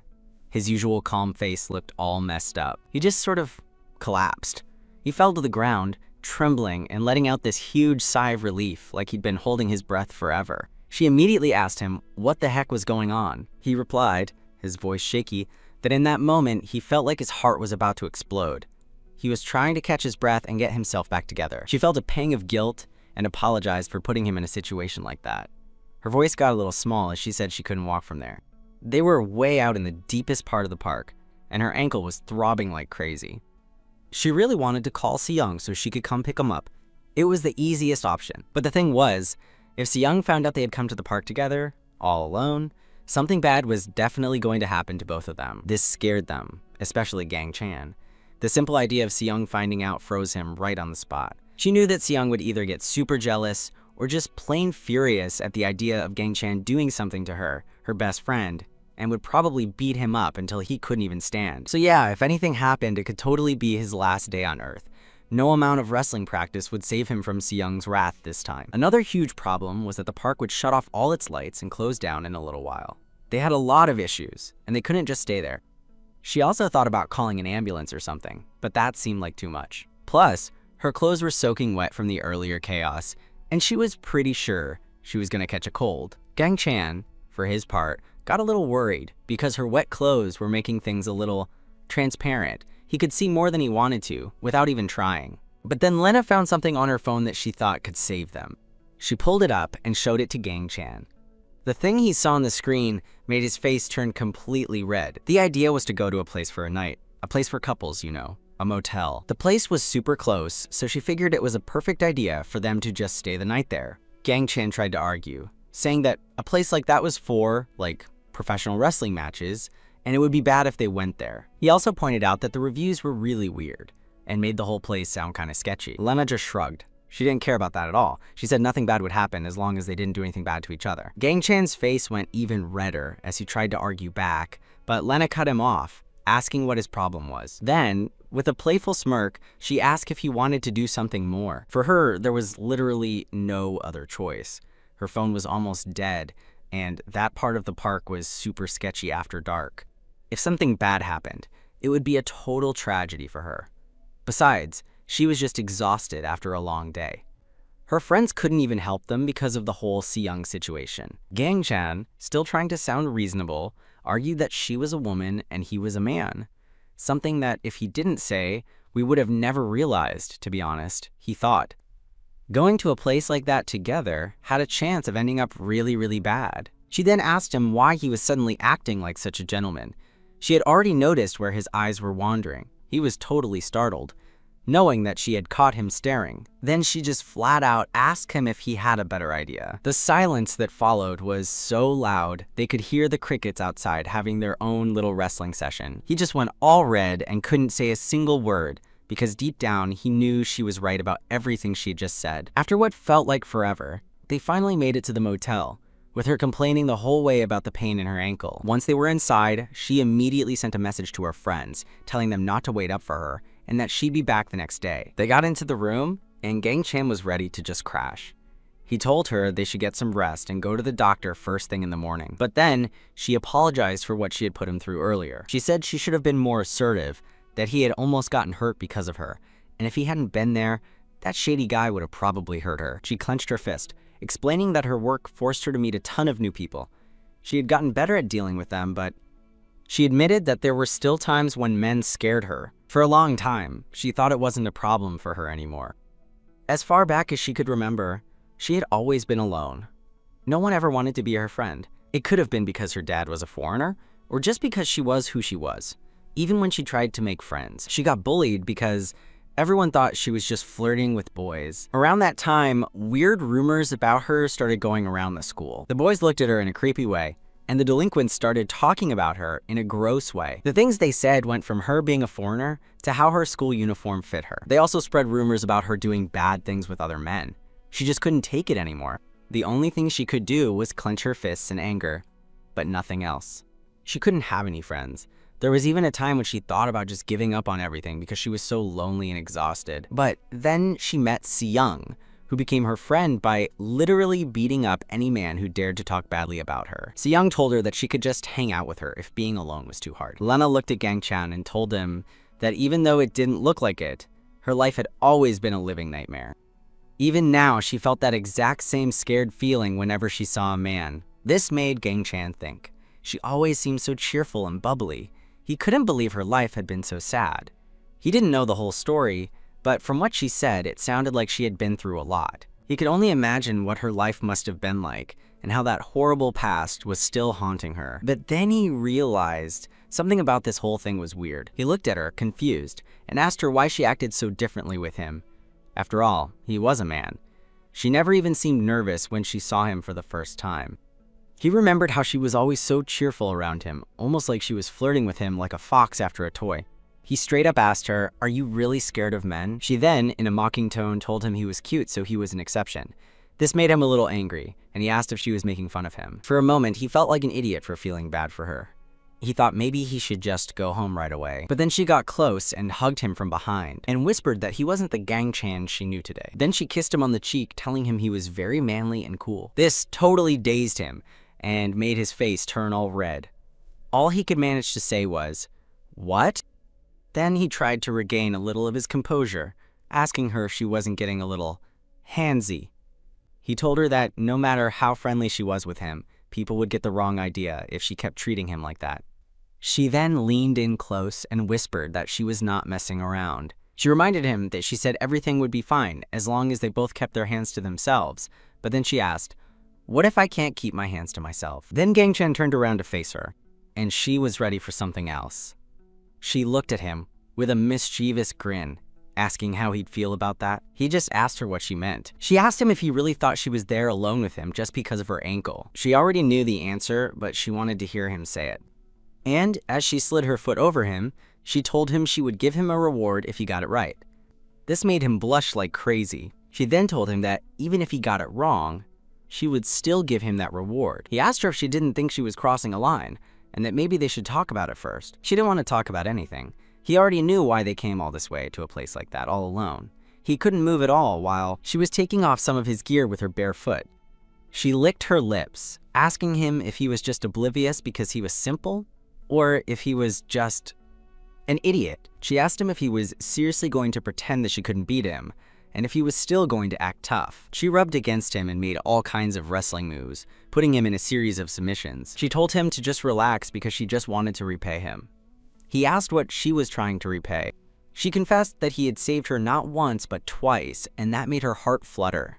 So this was her way to repay him, with a wrestling match. She smirked and then said that in reality, she had been wanting to do this to him because he looked so cute and innocent, and she wasn't lying when she told him he was completely her type. Then she whispered in his ear that she was really curious about what he could do. She also wanted to know how he could beat the grizzly bear that Si-young was. Gang-chan asked her why she kept saying all those weird things. She just told him not to be so boring, because she knew that he understood very well what she was saying. Then she said she had to punish him for pretending all this time, because for her, he was nothing more than an amateur. Then, in one single move, she managed to win against him, making him surrender to her, plain and simple. This was an incredible sight for her, and she felt so proud of herself for what she had just done. She told him that she wouldn't tell anyone, and Seong would never find out about it. But in return, he had to become her loyal servant, her slave, and do anything she told him to do. He was already submitted to her, but in reality, she was just imagining all of that. She was expecting that it would actually end up like that, and that she was a naturally talented wrestler. She even imagined herself making him submit to her all day, which made her heart flutter. She thought she was going to be on top of the world with him by her side, imagining how she would teach Seong a lesson on how this man should be treated, how she would train him to always beat Seong, and that the one who was in charge of everything was the one and only Lena. She thought of herself as a genius and couldn't believe she had planned the perfect strategy so quickly. She had been so pissed when the date went terribly and got messed up by her foot. But this situation was even better for her, and she was determined to make this opportunity the chance of her life and have him on his knees to always serve her without any argument, once and for all. She was ready to act, to see how he would react to her plan. Gang Chan could see that this fox girl wanted to turn him into her slave and was practically drooling just thinking about it. He thought she was probably thinking about something really weird. He thought he should have just gone home. Now it was too late, and things were getting awkward. Then she got his attention. He was pretty worried because even looking away, he could feel the madness in her eyes. Then she went with her plan, holding him by the shirt and hugging him. She asked if he really thought she was there alone with him, just because of her ankle. And, trembling, she nervously told him that since he had saved her, she would reward him with herself. She tried to get herself together, but in reality, she was super embarrassed. She couldn't sound convincing at all. She wondered what was happening, because it had been so perfect in her imagination. She tried to calm herself down, telling herself that she was doing this with Gang Chan. It should be easier if it was with him. But then Gang Chan spoke up. He told her that he needed to be clear so she wouldn't get the wrong idea. She was startled by his sudden voice and was ready to hear him out. He told her that he had only agreed to go on a date with her because she begged him, and his body just reacted on its own when she was in danger. He didn't want to come here, but he was here because she had suddenly hurt her ankle. He didn't know why she kept getting close to him all of a sudden, but to be honest, he didn't like her. She was completely frozen after hearing those words. He kept going, saying that he didn't have feelings for her. He wasn't trying to compare her to Seong, but she just felt like an annoying little sister. She got even closer to him and screamed that he was lying. She hugged him even harder, getting a little angry, and asked if he really didn't feel anything for her, not even when she did something like this. He asked her what was wrong with her. He had already told her that he didn't feel anything for her. He also added that her things were smaller than Seong's. This hit her like a watermelon falling on her head. Then he got up and told her that her wrestling abilities were great, but Seong's were better. And she was all sticky, probably from all the coffee that had spilled on her. Lena was completely defeated by those words and didn't even want to get up. Gang Chan told her he was going to take a shower because he was all sweaty and recommended she take one too. Already in the shower, he felt relieved because he could finally cool down with a cold shower. But then his face turned all red, thinking about how he had almost ruined everything. He wondered how she could be this cute and was relieved that he had managed to hold on before doing something stupid. He imagined himself having to carry both Lena and Seong on his back, thinking that his hands were already full with just Seong. If he had to deal with Lena too, he would totally go crazy. So he decided to just take his shower to clear his head and stop thinking about something that could definitely ruin his life forever. She figured she would never bother him again, since he had made it so clear he didn't want to have a wrestling match with her. But in reality, Gang Chan turned around when she spoke. She told him this was his last chance. He wondered how she even got in there. He tried to cover himself while she said that he had hurt her pride. And showing him everything, she asked him if he was sure he didn't feel anything for her. He wondered what the hell was going on. She was standing there, showing more than anyone should. He really didn't want to look. He asked her if she was crazy and why she would come in there. He told her that if she had something to say, she should have said it outside. She admitted that it wasn't her plan to go that far, but she thought it would make it easier to make him fall for her. She had underestimated him, though.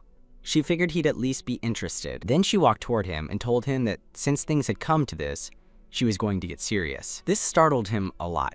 He was worried about how this could possibly end. Then she asked if she was really that unattractive to him. He wondered what she was talking about and why she was doing this to him. She confessed that she felt comfortable around him, unlike with other men. She didn't know if it was because of his simple looks, but she wasn't lying when she said she was interested in him. That's why she even told him about her embarrassing past. For her, he was always arguing with Seong, but they were close enough to have wrestling matches. Even though they spent so much time together, nothing had ever happened. All this time, he was just wondering what her definition of being close even was. She told him he had seen it himself earlier, in the park or anywhere else. Guys were always trying to hit on her.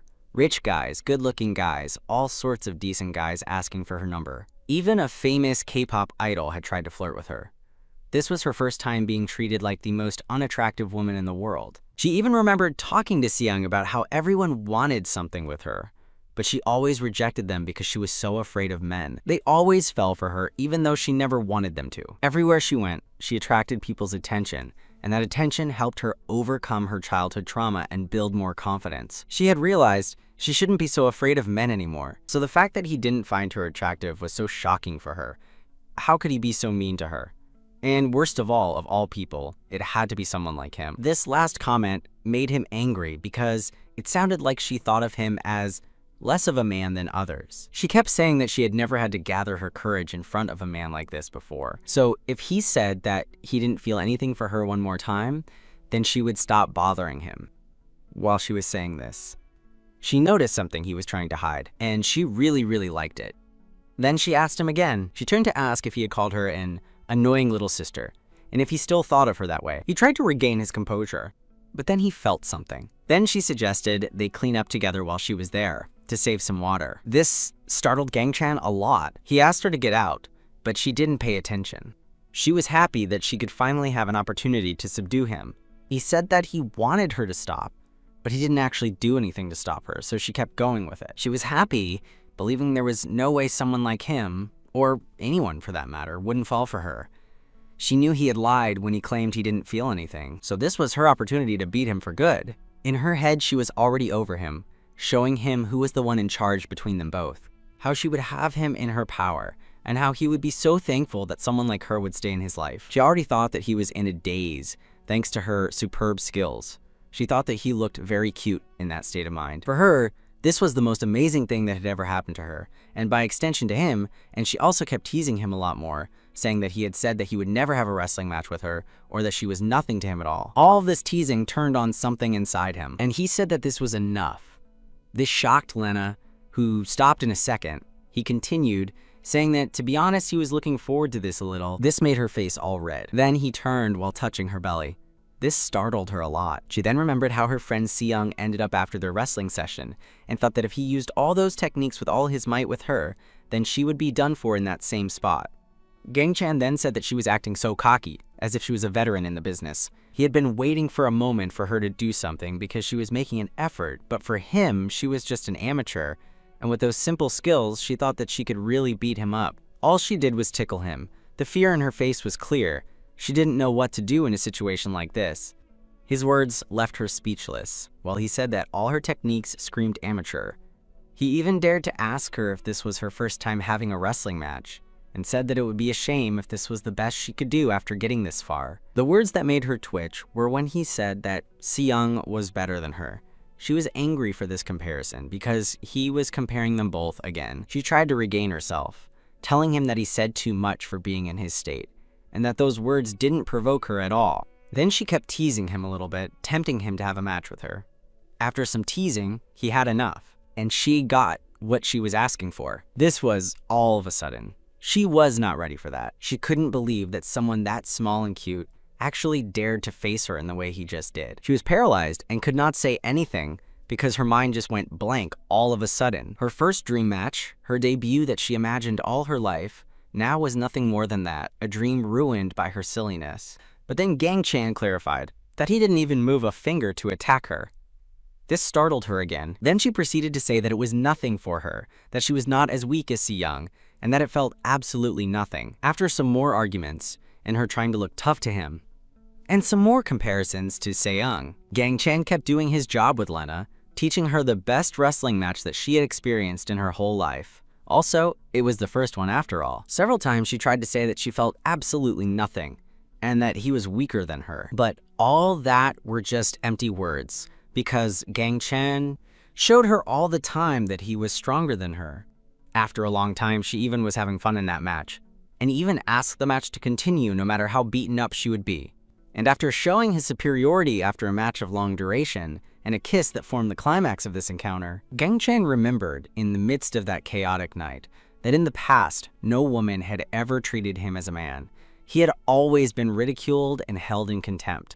Every girl always bullied him for his height and his looks, teasing him by saying that he dressed like a little girl, even getting to the point of ruining his clothes just for fun. Even when he tried to make an effort to get closer to women, they always ridiculed him and put him in the friend zone, making him do all their homework and giving him a lot of tasks so they could go out with someone else. Or also, they would go to eat with him just for the sake of making him pay for their food and so eat for free every day. The last time he got closer to a girl, she left him for another man. And she just gave him a mocking smile, showing that for her, he was just a pastime, a toy, not a person, but something worthless. But now that he was with Lena, he felt like he had finally been acknowledged as a man, which he really was. He had never felt like this before. It was like he had conquered someone. She called him master in the midst of all this action, so he didn't want to let her down anymore and wanted to show her what he was really capable of. Meanwhile, she in her head was thinking, what happened with the old Gang Chan I knew? Earlier, he was the most timid person in the world, but now he was like a beast, a real world champion. She felt something was weird about this. All this just felt different now. All she wanted was to enjoy this moment and cherish it for the rest of her life. After all this, the match was over, and Lena surrendered to Gang Chan's might. She was tired and beaten, and was ready to admit that she was wrong about him before. For her, he was now a real man, but she said that she wanted more, a second round, right away. But then she noticed something. Gang Chan was already beaten up, on the floor, not able to move at all.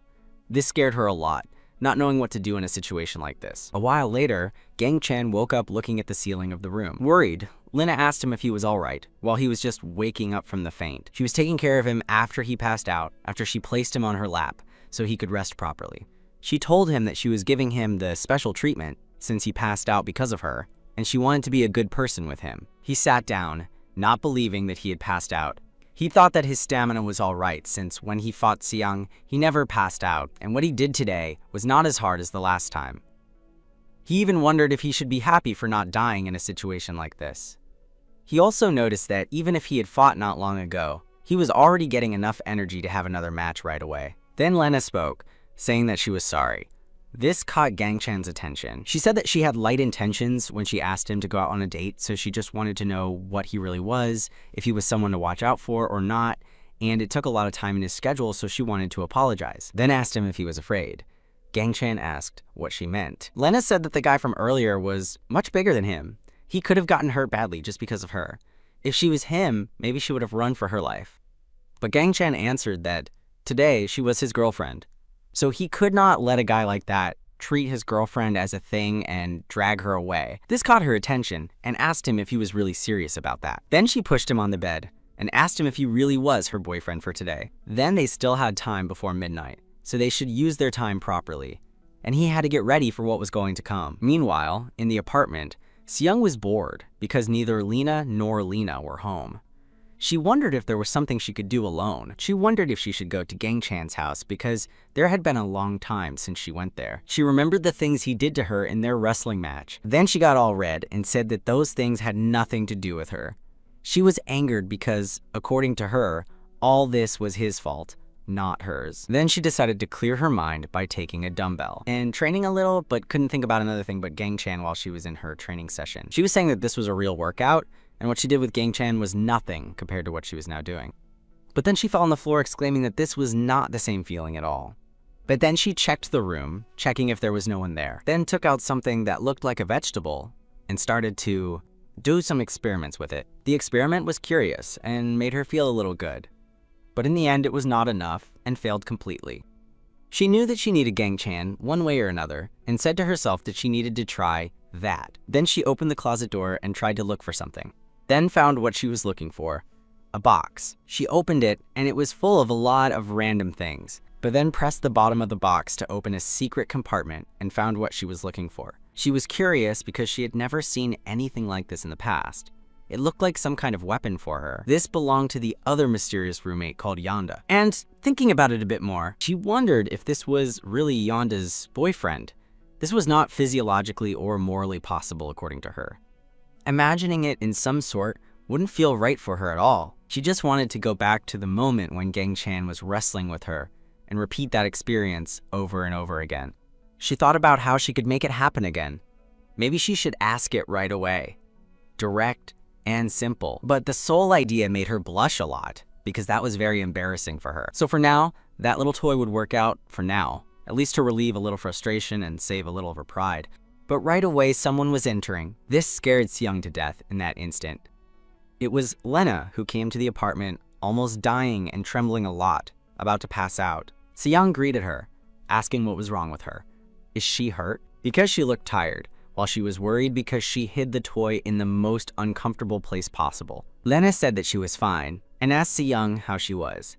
Fine? Then Lena said that it didn't matter because she should just go to sleep, then gave her a best friend slap in the back, saying that of course she was right because she was in a great shape, but this was unfortunate for Seyoung because of the things she was already doing.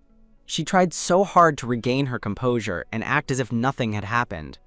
But then, when Lena left, she fell because that really hurt her. Then she picked up the thing from the floor, analyzing every detail of it, checking if there was a way to make this little experiment of hers a bit more efficient.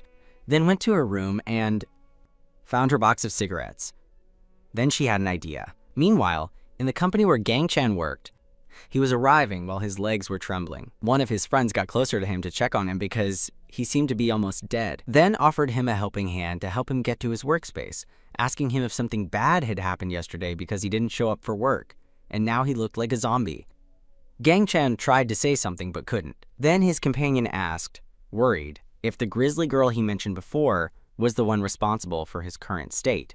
Gang Chan reassured him that it was not the case. The companion admitted that in his imagination, he pictured the image of her breaking him a bone with a low kick, because she could even break a wooden baseball with her bare legs in a kick, but Gang Chan repeated that it was not the case. Worried, his companion asked him where she hit him, but Gang Chan replied that he wished this was because she hit him. Then Gang Chan already got to his workplace and sat down, beaten up. Then he thought how he had messed up things, because on top of Seyoung, now he had to deal with Lena too.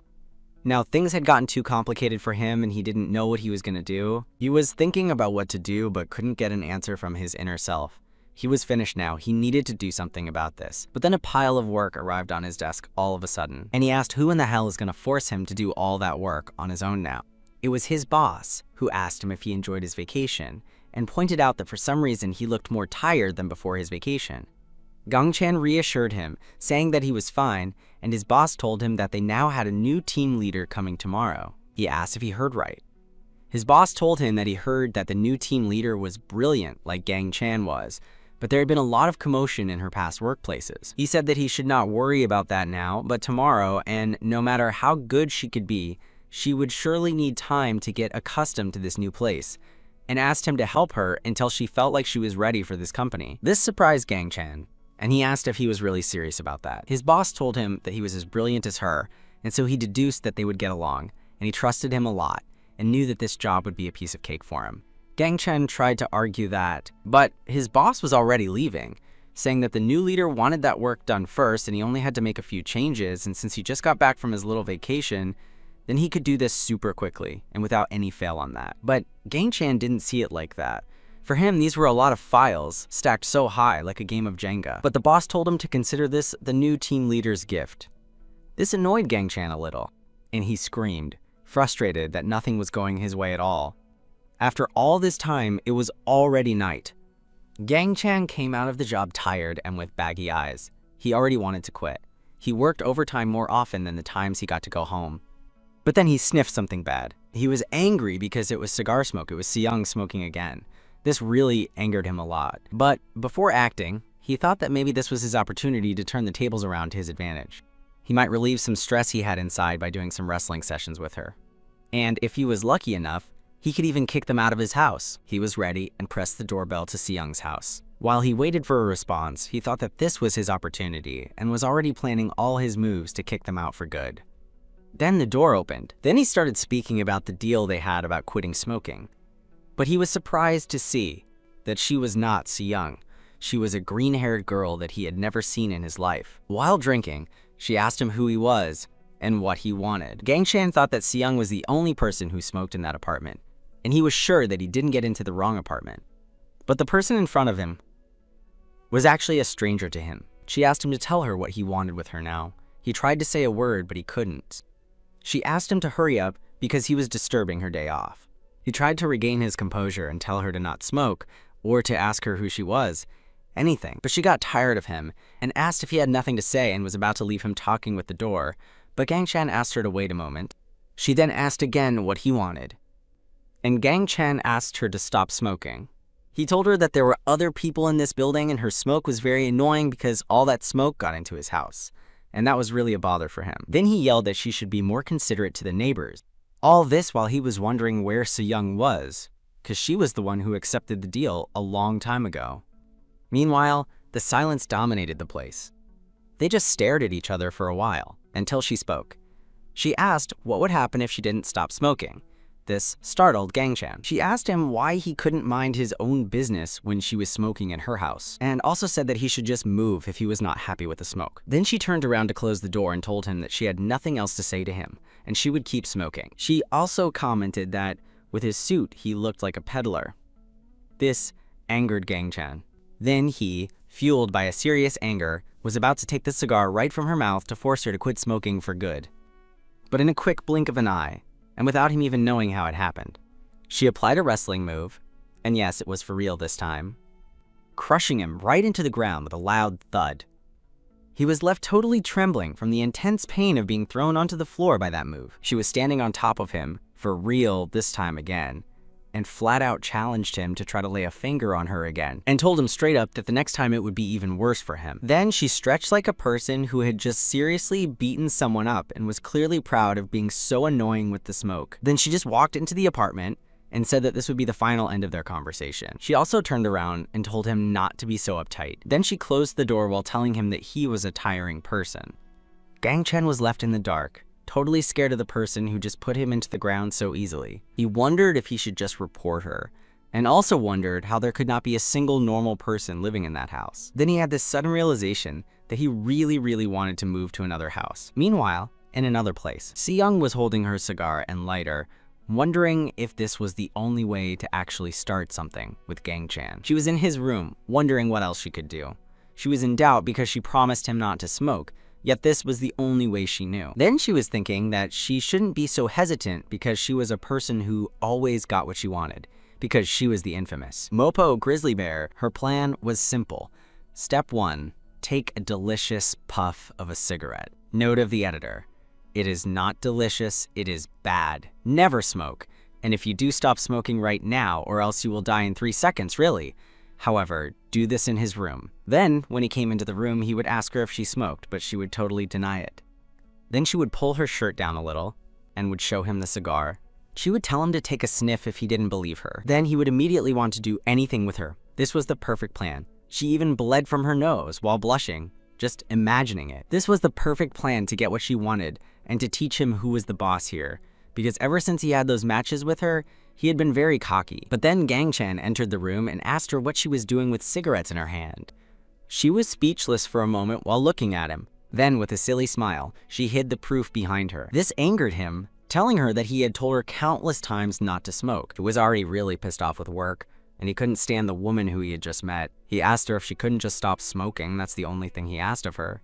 He also asked her if she thought that she could just walk all over him. While he was still scolding her, a punch passed close to his face, making a huge crack on the wall, and told him to stop yapping. While getting closer to him, she said that even if she said she was going to walk all over him, he couldn't do anything because he was just a little sissy. In trying to intimidate him, she asked if he thought that she was easy just because he had beaten her a few times. She asked him what he could do if he was just a little brat. Then she asked him to not look at her in the eyes. So he obeyed and looked somewhere else. She let out a cold laugh and said that this was ridiculous, and this pissed her off. Then something caught Gang Chan's attention. Then she asked him if he wanted to get hurt or what, and asked where he was looking while she was talking to him. Then he pointed that there was something weird on his bed, and Se-young turned to see what it was. He asked what it was, because he had never seen anything like that before. Se-young told him that she would beat him twice as bad if he kept changing the subject. But then the weird thing was revealed. Gang Chan asked if it was what he thought it was. While Se-young was speechless and startled that she forgot to put it away, and now Gang Chan had found her little secret. She tried to get right away to the thing and hide it from him, but it was too late. Gang Chan was already inspecting it. He asked why it was there. Se-young tried to say a lot of excuses to save her skin, but couldn't say anything logical, mainly because there was no logical explanation. She was completely blushed because she was trapped. He asked her if she did that in his room. It was shown then that indeed, 2 hours ago, she entered the room and lied on his bed. Then she found one of Gang Chan's coats. Then she wore it. Also, she noted that it smelled like Lena, but she thought it was because he liked the same perfume she used. However, she had a lot of time until he could get home, so she decided to recreate the situation she had lived with him, with the material she had on hand. But then she realized that none of that felt real enough for her. So she just decided to lie there and take a little nap while she waited him to come back from his job. But now, in the present, she was already in problems for being so stupid that she left that thing lying around besides her, instead of putting it back in its rightful place. She blamed herself. She couldn't believe she was that idiot to leave it in plain sight. Now she had no excuse to get away with it. She was too embarrassed to say a thing. Gang Chan noticed that and asked her politely if she did it or not. She tried to act as if she didn't know what he was talking about. Also said that it was not hers, but all the proof proved otherwise. She was there with that thing, and both had the same scent. It was obvious that she was lying to him. She was cursing in her mind. Now she had no excuses and was trapped in a dead end. But she refused to accept a loss. She had to be more assertive in a situation like this, so she would now try to get into his head. She asked him why he was bothering her that much, but he just asked her one question. Then she got up while saying that since he caught her, then she would just tell him the truth. With a scary face, she told him that indeed she did it in his room and asked him if he had a problem with that, while Gang Chan wondered if she was not ashamed of just revealing it right away. Then she said that she was not satisfied with the matches they had in the past because he sucked at this and he was beaten so quickly. This offended him a little. Then she got closer and asked him if he had a problem with that, and told him that if he had a problem with that, then he should just show her that he deserved a little respect from her, and said that the thing was better than him in every way possible, and mocked him a little more, asking him if he really thought that he won over her, and didn't she let him win instead. She kept mocking him a little, but this was enough to make him angry. Then he ordered her to prepare and wait for him in the usual spot because he was ready to make her fall. She accepted and moved, still with an arrogant tone. Her plan went better than she expected. Now she would have her rematch. Meanwhile, he was getting ready to make her eat her words and make her lose again, while saying that he would make her ask for mercy. But then he paused. He felt something on his body, thanks to Lena and what she did to him last time they had a wrestling match. His stamina was already almost over, and maybe he could not last anything at all. Maybe he would die if he continued with this. He needed more time to recover. While he was thinking what to do, Seung was wondering why he was taking more time than before to start their match. But then she felt it, and it was not the real deal. It was the thing she was trying to hide. He tried to excuse himself, that now that she brought it, they should use it. She accepted this for a moment, but then she took his hand. She was tired of that stupid thing, and wanted the real match, not weapons, and wanted to force him to do it properly. She was already angry, and looked like wanting to end him in the spot if he didn't do what she told him. He tried to stop her, saying that it would be boring if they did it normally, and wanted to put some new rule to this match. He thought about it because he was just trying to buy some time. She was about to lose it, but accepted as long as she got what she was looking for. After some time, he tied her up. Then he was ready. It was like tying up a tiger. She felt something weird and wanted to be untied. She tried to free herself, but not even her superhuman strength could release her. The plot armor nerfed her, for the sake of the plot, I guess. Then he put her a wrestling mask to look like Catwoman. Then he teased her a bit more, but she kicked him on the back as she could to make him continue, instead of just playing around. It was too late for him to regain himself. He had to continue, or else something bad would happen. And this made her happy. P.S. She looks hilarious. So he decided that if he had to pass to the afterlife now, then he would, because he already got too far, and now he had to fight with all his might. Meanwhile, Seung thought that this was the first time she was in the position of the one being beaten up. In the past, she would have never thought she would be the one to be submitted. After a long time of them both trying their best, and her feeling like she was going to pass out, he proceeded to untie her before she would go crazy and destroy every bone of him. After all the commotion of yesterday and today, he felt very tired, and like he was going to meet someone who was above all. But Seung was not over yet. She reminded him that he promised her that he would grant her a wish if he failed to meet her expectations. Seung was thinking that he screwed it because he couldn't control himself. Probably she would get him beaten up, or maybe she would want to get to smoke back. But then she handed him the thing that I don't remember the name, but was To tie her up, I think it was a belt. She wanted the match with stipulation once again. He asked her if this was really what she wanted. She didn't say a word. He asked her if she really was into this stuff. This angered her, saying no. He teased her, saying that she was asking him to do it again, and told her that she should have told him that she liked these stipulations. She angered even more, because she swallowed her pride to ask him to do this. Then she threw the stuff to him and said that if he didn't want to do it, then he should not. Because she wasn't going to beg anything from him, not even this. Then she decided that she was just going to take a nap and called him a Minuteman. But then he noticed something. This was his favorite luxury belt made from premium cow leather. Note of the editor, I didn't think that was a belt. I thought it was a necklace or a wristband. He was sad because he barely used it, and now it was ruined. But Seung said that he was the one who made her use it. She called it a cheap belt, because it was just like its owner. This touched a nerve in Gang Chan, and then he thought that maybe he wants to get paid back by her right away. But after some thought, he decided to just lie next to her and get some sleep, because he couldn't even lift a finger. But then he saw her lying at his side, and something like a fire turned in him. He couldn't control it, not even a little. Then he hugged her tightly. She noticed it and felt something. Just a second ago, he felt like he was going to pass out for the lack of energy, but now he felt like he could not stop any kind of power he was feeling inside him. She tried to stop him, but decided that it was better to be quiet about it. After some time, they already finished the match. Then she decided to take the cigar and smoke a little. But he stopped her, saying that he wasn't done yet. Then they spent all the night training their abilities to become even stronger. A day passed, and it was already day. In the office, everyone were looking at Gang Chan in disbelief, wondering what happened to him. He was in a wheelchair, being pushed by his best friend in the world. Everyone were wondering if he had an accident or something like that for him being in a wheelchair, and were wondering why he didn't just call to notify that he was sick. The friend told the coworkers to stop laughing about Gang Chan and go to do their work. Then he asked Gang Chan if the grizzly was the one who did that to him, if he got into her territory, or what he did for her to do this to him, and also recommended him to go and see a doctor. But then while he was telling him that he was always going to support him, a marker fell in front of the wheelchair. This made him fall on the floor and even spilled some red liquid that seemed like watermelon juice.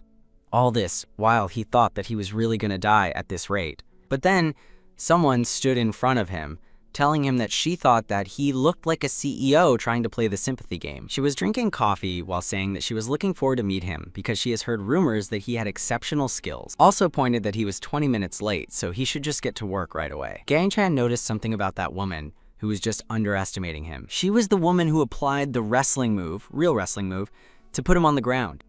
She was standing there looking down on him. He just stared at her, wondering what she was doing there. She asked him to stop making a scene. Since the department head was going to come soon, he obeyed. Meanwhile, the workers around were discussing that she was the woman who had been the talk those past months. She looked like she wanted to assert dominance among the workers right away. Gang Chan was still on his knees about to stand up while the rest of the workers kept talking about them. Then she walked past him, asking him to please come work right away, or else she would have to report him to the higher-ups about his poor attendance, and that would be really annoying for her. She wanted all to be efficient and not waste any time at all. Meanwhile, Gang Chan was remembering the first time he met her. In his mind, she was very cynical, or maybe she just seemed cynical. She was the kind of people he hated the most. Then she also called the workers' attention because she didn't like to hear them chit-chat while working, and warned Gang Chan to be careful from now on because she was not happy to see him. Gang Chan didn't know why a person like her was there in a job like that, and only hoped that he could avoid seeing her as much as possible. The thing that angered him the most was the fact that she talked to him with an air of superiority, as if she felt that she was better than him in some way. Then he remembered that the boss and coworkers talked about a new team leader, because the last team leader got laid off for embezzlement. The thought of her being the new team leader was a disgusting idea that he didn't like at all, even begged to God to not let him be involved with her at all. Later, she introduced herself. She said that she was Yonda Cha, the new team leader. Gang Chan was not happy about this. He was pulling his own hair and just wanted to get out of there as soon as possible. Then she kept with her speech, saying that all she wanted them to do was do their job and not get in the way of anyone. Not even her. The boss interrupted her, asking if she got into a fight with anyone in the team. While she was saying that they all had to do their best from now on, everyone were sweating. A sense of weariness filled the office, and nobody wanted to look to each other. And she had something more to say to the workers. And looking to Gang Chan, she stated that she didn't want anyone to mix the personal feelings with work, what scared Gang Chan a little bit. Then she passed by him, expecting them to do all the work.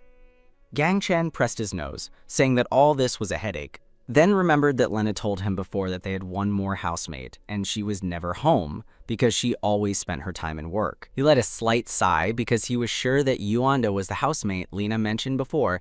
If something went wrong, then the smoking problem would come back, or they could make his life even harder. Maybe Lena already told Yeda that they did some thighs like wrestling before, and for that reason she was going against him. However, whether he liked it or not, they'll be working together, and he had to deal with that. He was really tired for what had been happening in his life lately.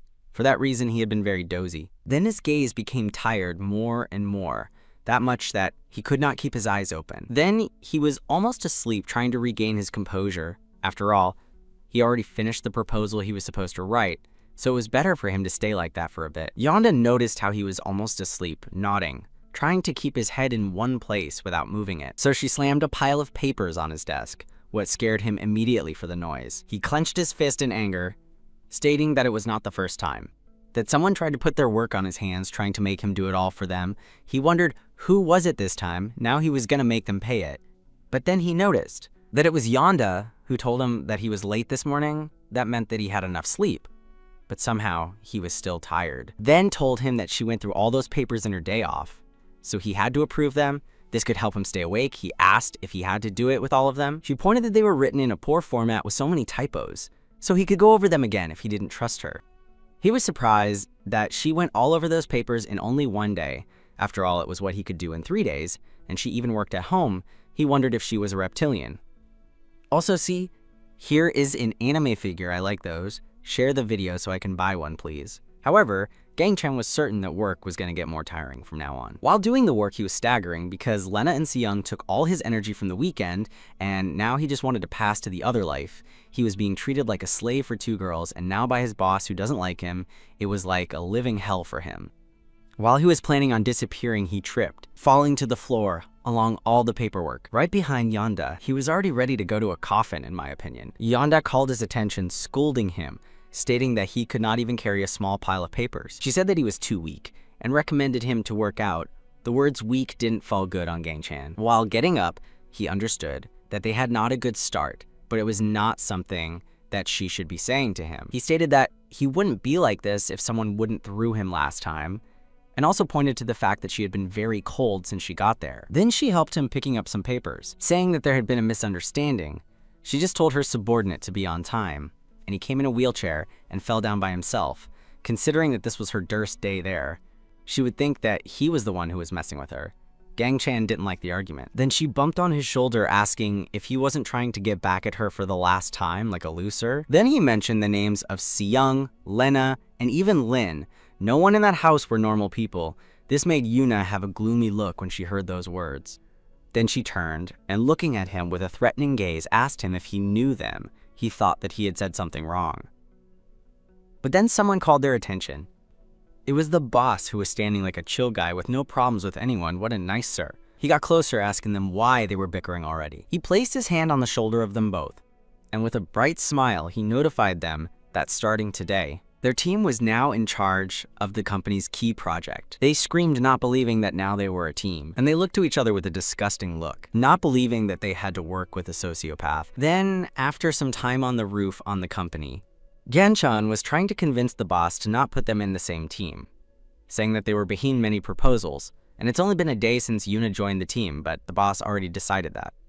Gang-chan didn't know what project was that, but he preferred to be paired with someone else. Then the boss asked him if he was acting like that because of the rumors, but Gang-chan had no idea about any rumors. Then he said that he didn't know what happened in her previous workplace, but they said that she was a gold digger who got kicked for seducing a married man, and he asked Gang-chan if he didn't hear the rumors. He also said that she was not one person who could express her emotions so easily. The boss then said that normally the company would put in charge one of their employees and wouldn't hire someone from the outside and put them in a leadership role right away.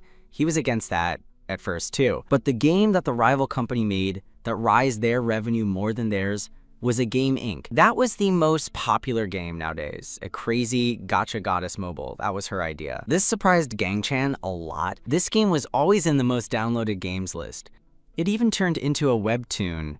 Also was the one that got adapted into a web animation. This let Gang-chan thinking, because he was a fan of that game, he even had a cushion with a character from that game. Then the idea he had about her changed. she turned to be a pretty incredible person. The boss said that she was famous in the industry. Even Gang Chan got caught in the middle of the work playing that game, and Gang Chan admitted that indeed he was a fan of that game. But he asked what it had to do with her being in charge of their team. Their department was very different from mobile games. Not even the boss knew how everything turned out like this either. But he suspected that their department would be in charge of the reboot of that game in marketing. Gang Chan said that he couldn't believe it because, from his point of view, only the artifacts changed. But the boss asked if he was like that because they gave the position of team leader to her instead of him, but Gang Chan said that it was not the reason either. However, the boss said that those were the reasons why things turned out to be like this, and in order to make this project succeed, they needed to understand the game. The higher-ups really invested in this project. Even the president came, so he thought that they were really dedicated to leading this project to success, and this project would become a test to see is Yuna really has the skills she said she had. Also, his year-end assessment score would depend on this project. In his mind, he suspected that he already screwed things up. Then Chill Boss said that from his point of view, Yuna was good at her job, but she doesn't know about the details of their work yet. Also, the previous leader seemed to have stashed away a lot of money because he went straight to prison. In other words, nobody could teach her how they worked in the company. According to the Chill Boss, Gang Chan was the sweetest and kindest person in the department, so he should be able to help her put. But what Gang Chan understood was that in the eyes of everyone, he was the biggest pushover. Then someone told them that there was no need for that. It was Yuna who told him that she was fine in her own. While having a cigar in her hands, viewers never smoking would make the sequel of Silk Song delay like 100 years, and Half-Life will never have a third part if you keep smoking. For real. However, she said that she has always been in charge of it, and more importantly, while lighting the cigar, she said that she didn't think that he was going to be that helpful. Rather than a help, he was going to be more like a nuisance.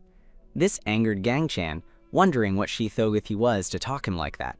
Then he told her that he tried his best to not get worked up in front of the boss, but he didn't want to be in the same team as her. He was also holding back. They both started to argue and yell to each other. This made the boss very sad because they could not get along. And this made him sad, mainly because he would not get any promotion at this rate. Then he interrupted them and told them that he wanted to ask them something. He asked if they were lovers in the past, and this made them really angry and looked at him as if they had murderous intentions towards him. He apologized for that. Anyways, he already decided that they both were going to work together and there was nothing they could do about it, so they had to accept it no matter what. Later, the best friend in the world of Gang Chan asked if what he heard was true. He said that there was no way that he was going to team up with Yuna. She was new and nobody knew her. He told Gang Chan that he should be careful because she was very cold and selfish. He even heard rumors that she got caught seducing a married man, but also suspected that Gang Chan might have a crush on her, but Gang Chan quickly denied that. He said that she was not her type. He said that she smoked all day and had big bags under her eyes, also looked scary, also was very cold and hysterical. Then he kept talking when he noticed that she heard everything he just said. He tried to get some help from his friend, but he vanished immediately. She, when heard that, slammed the table. And before that situation, the boss already told Gang Chan that they had to go on a business trip in 4 days. He begged him to do that for him and help her in every way he could. He was worked up because he didn't know what to do now that he was trapped in a situation like that with a person he hated and whom had heard him talking ill on her back.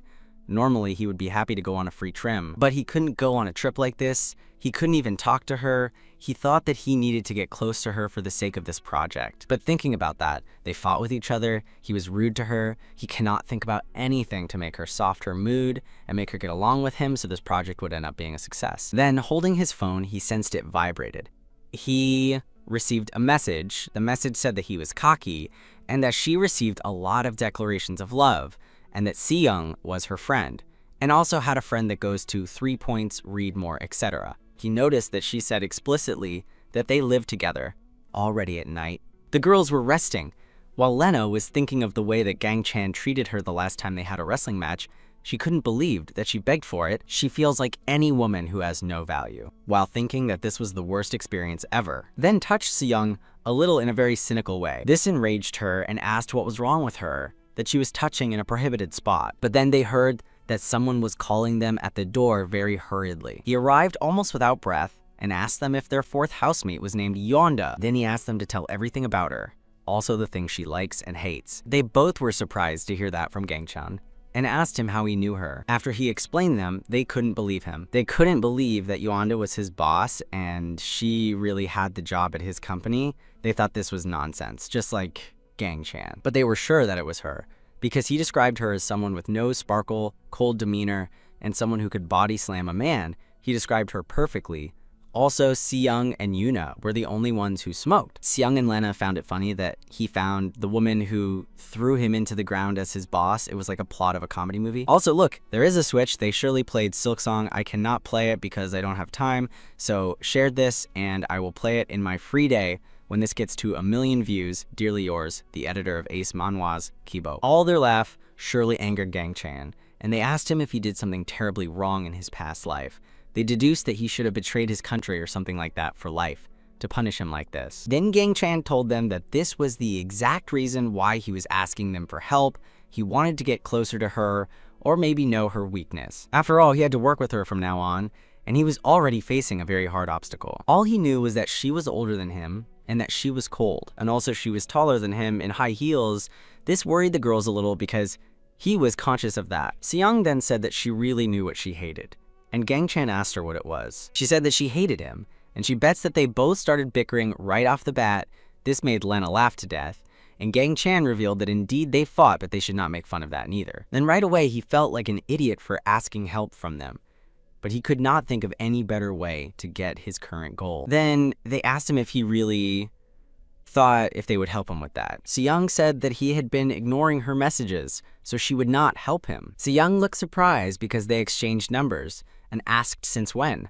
To this, Lena said that they did that several months ago. This angered Seyoung because he didn't give her his number. He said that she never asked his number, but then to calm her down, he decided to give her his number. After giving his number to Seyoung, he said that they didn't understand the situation he was into, and it was no funny at all. This was a really serious situation. Everyone in the work is counting on him and Yuanda. All this situation made him feel like he was sinking in a ship. He thinks that he cannot work with her as a team like this. Not even that, he thinks that she wouldn't even talk to him at all. She even smokes. Then Seyoung said something. She said that if this was that important, then they had to have a heart-to-heart talk with each other. She mentioned that it would not be hard because in the past, she had some heart-to-heart conversations with people she had problems with, and everything went smoothly. But Gang Chan and Lena knew the reason of that submission of the people she talked with in the past. Gang Chan thought that they were really unhelpful, but he had no other option than talk to her head-on, while he was wondering what he would do if he did things even worse while in the back. The girls were still making fun of him and his situation. Lena then said that in reality she didn't know a lot of her either. This was maybe because she didn't come home too often. This made Gang Chan question if they were really housemates. Lena admitted that she knew that she liked to play video games and drink, and maybe she had the Switch too that the editor still is not able to buy at all, and that makes him really sad. Then she said that maybe this fact about her would be of no use to him at all.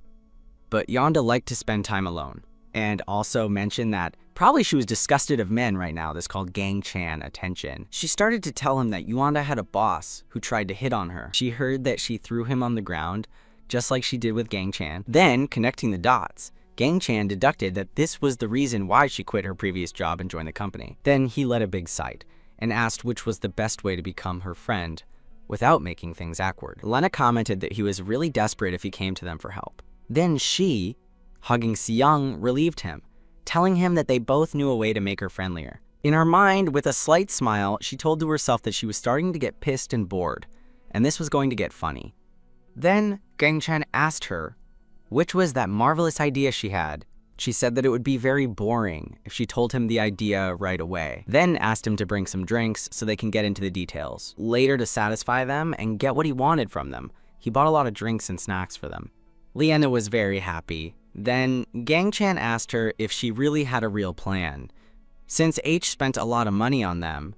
Then she said that she actually had one. Then, due to the smell of the food, Lin arrived, because where there is food there is always a Lin. Then, enjoying the delicacies, Lin asked Gang Chan what he was going to do. After he had gathered more information about Yonda, she wanted to know which was his plan. He had no idea. Then Seyoung said that Yonda was clever enough to not fall into his cheap tricks unless he knew her weakness, and suggested him to show her his friend because there was a chance she liked it. She said that this was the only good thing about him. This startles Gang Chan, who thought that Seyoung was already drunk. This comment made her friends mock her because it seemed they knew something that they did not. Then she justified herself, saying that someone should never judge a book by its cover, so she just assumed and we know that it is a lie as a curious data. She doesn't eat chicken skin, because if she did, then her working out would be in vain, so she feeds Lena with it, despite the skin being the best part. However, they ate a little, and Lena suggested him to just relax and don't beat too much around the bush and just drink and eat. But he didn't want to drink because he was a bad drinker and he had to work tomorrow. But then she asked him to please drink just 1 glass of soju. Since they all were already there anyways, she already had a plan to help him. Then he accepted to drink only 1 glass, so he would not be beaten by the drink the next day. P.S. Never drink, alcohol is bad, and if outdrink, Metroid 4 will be cancelled. However, it was already night, and one screen was turned on showing nothing more than a white color. It is bad for the OLED screens anyway. There she was, Yunda, who was hurting her eyes by just looking a white color. She remembered how the boss, who told her that this was her only and last chance to retrieve what was stolen from her, knowing that his company and himself were counting on her, if everything went okay, then she would get everything, including her revenge. She took off one of her shoes, while thinking that she cannot erase the image of Gang-chan from her head. How he knocked the door of her house and knew the names of her best friends, then saw the photo of them in what seemed to be her birthday party, then saw the contact of Si-young and thought what they were doing right now. Then she decided to call them. The phone rang for a while. Meanwhile, in the apartment, the girls were already asleep, so Gang-chan took the phone and answered it, asking who was it. Yanda in the other part of the phone asked who he was. Also asked why he was answering Si-young's phone. Worriedly, he saw who the contact was, and it was Yunda. He confused his phone with Si-young's, and he was sure that this was the worst time to make this mistake of all times. Yunda recognized Gang-chan's voice right away and asked him if it was him. Then asked if all the girls were with him while having a fierce look in her eyes that looked like she wanted to unalive him in the spot, while Gang-chan was thinking about the best way to explain things to her. She asked him to put Si-young on the phone, but she was already asleep. Yanda told him that it was better for him to not have done absolutely nothing bad to them. Told him that he had to stay right where he was because she was going directly there. Then she hung up the phone while Gang-chan was already panicked. This made no sense for her because there was no way that he could have beaten Si-young. She suspected that he made her drunk, or maybe she drugged her. The first time she saw him, he didn't seem like a bad person. Maybe she should call the police. But she considered that Mabe, this was just a misunderstanding. This while taking out the keys of her car, decided to just go and see it for herself. Meanwhile, Gang-chan was trembling in fear, while the other girls were sleeping soundly behind him. He was sure that he was a dead man. Real death came after him. Then he tried to wake Si-young up while screaming that this was not time to be sleeping because it was an emergency. But to shut him up, she gave him a kick in the ribs, and this led him trembling in pain on the floor. And making a Dark Souls reference, he sensed that he was now closer to death than ever in his life. Then he decided to leave her alone and instead try to wake the others up. First, he tried with Lin, telling her that Yanda was in her way there. And when he thought that she was awake and asked her to help him wake everyone pee, she butt his hand as if it was a mint-flavored pig's trotter. This made him scream with a lot of pain, and the mark of the bit was clear in his hand. Then there was Lena, who was drunk and was taking her clothes off because she felt that it was too hot there. But Gang-chan covered her with a blanket, what was annoying for Lena. While feeling the pain in his hand for the bit, he thought that she was already close. Because the office was close to the apartment, he couldn't even think about an excuse to tell her in a situation like this. Then someone called at the door, banging it as if there was no tomorrow. She hurried him up to open the door, or else she was going to call the police. She heard all the commotion inside. Also, this was the only house with the light on. She could only give him 3 seconds to open the door. In 1, he was getting up, but then he thought that he had no reason to be afraid since he did nothing wrong, so he should be more confident. At 2, he was already opening the door. Then, when he opened the door, Yanda just walked in while Gang-chan tried to explain the situation to her. Then she saw Si-young asleep, Lena with the blanket almost covering nothing, and Lin sucking Si-young's foot for some reason. All the proof was there, and it was clear for her that something bad happened. While Gang-chan tried to tell her that it was all just a misunderstanding, he did nothing wrong. But then she kicked him in a place here. Nobody wants to be kicked. It even hurt me. I felt it so badly. Please, someone bring me to the hospital, leaving him in the floor for the pain he was in. While trembling, Yanda told him that he had to get up and that he was a pervert, because she would take him to the police station. But someone called her attention. It was Lena who greeted her. Then, after explaining all the context without pretext, she asked her if it was real that they just had a late dinner all together. Lena told her that it was the truth, he was just their neighbor, and they were very close, and also said that he had always been nice to them. He didn't even have the guts to scheme something that evil. According to her point of view, all he would do in a situation like this would carry them to a bed and cover them with a blanket, even if they were as God brought them to this world. She explained that they have been relying on him because they have been short on money lately, and as they wanted something nice to eat, they came into his house. But then Gang Chan was enraged and had enough of it all.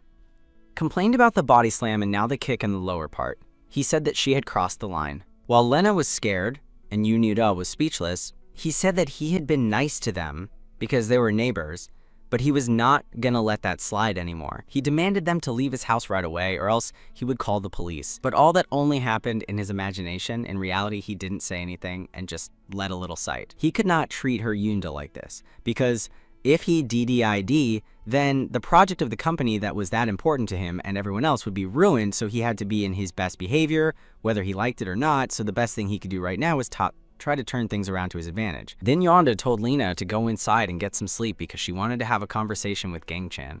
Lena agreed. Then she left the place, while Gang Chan wondered what she wanted to talk about. Then Yonda proceeded to ask him for apologies for the misunderstanding. While fixing her hair told him that she had been overly sensitive, and had a lot of things happening to her lately, and they had more misunderstandings to resolve between them. Then she took a bottle of an alcoholic beverage known as soju. She wanted to talk to him over some soju. After that, something happened that Gang Chan ended up on the floor. While she wanted to have something more besides a conversation, but it didn't happen immediately.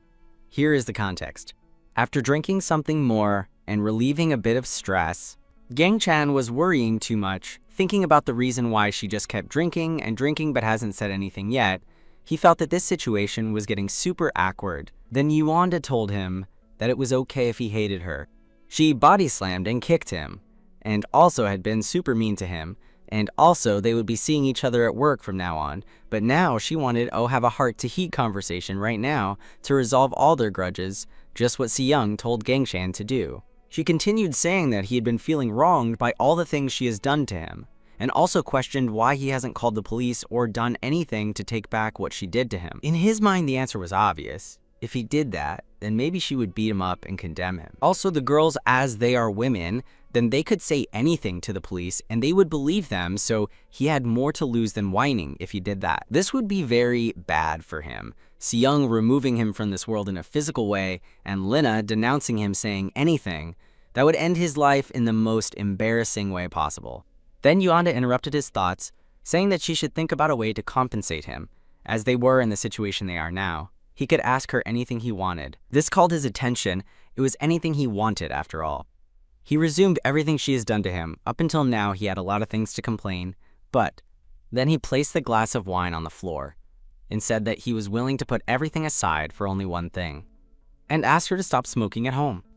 She dismissed that this angered him, saying that she promised him that she would do anything he asked, also pointed that it was just basic etiquette, but then he regained himself and said that there was something he was very curious about, and asked about the rumors about her previous workplace. He wanted to know something about it.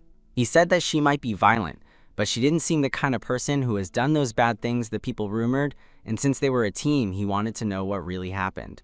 She said that it was nothing so serious, that her ex-boss tried so long and so hard to flirt with her, but he body slammed him like she did to him. Also, she had warned him a lot before she did that. She said that while Gang Chan was starting to get pissed off for the sole mention of that body slam, she took another sip of her glass and said that maybe that incident shocked her, or maybe she had been overworking herself. She cannot sleep without getting drunk, and also started smoking. She even suspected that it was her ex-boss who spread those rumors about her. Everyone in the job were saying that she was a gold digger or that she got some job connections by doing that. She asked Gang Chan if they actually said that. Gang Chan told her to ignore them. He stated that she was a little cold, but he doesn't think she was the type of person who would lie about this. Also, he respected her as a developer because she made the game he liked.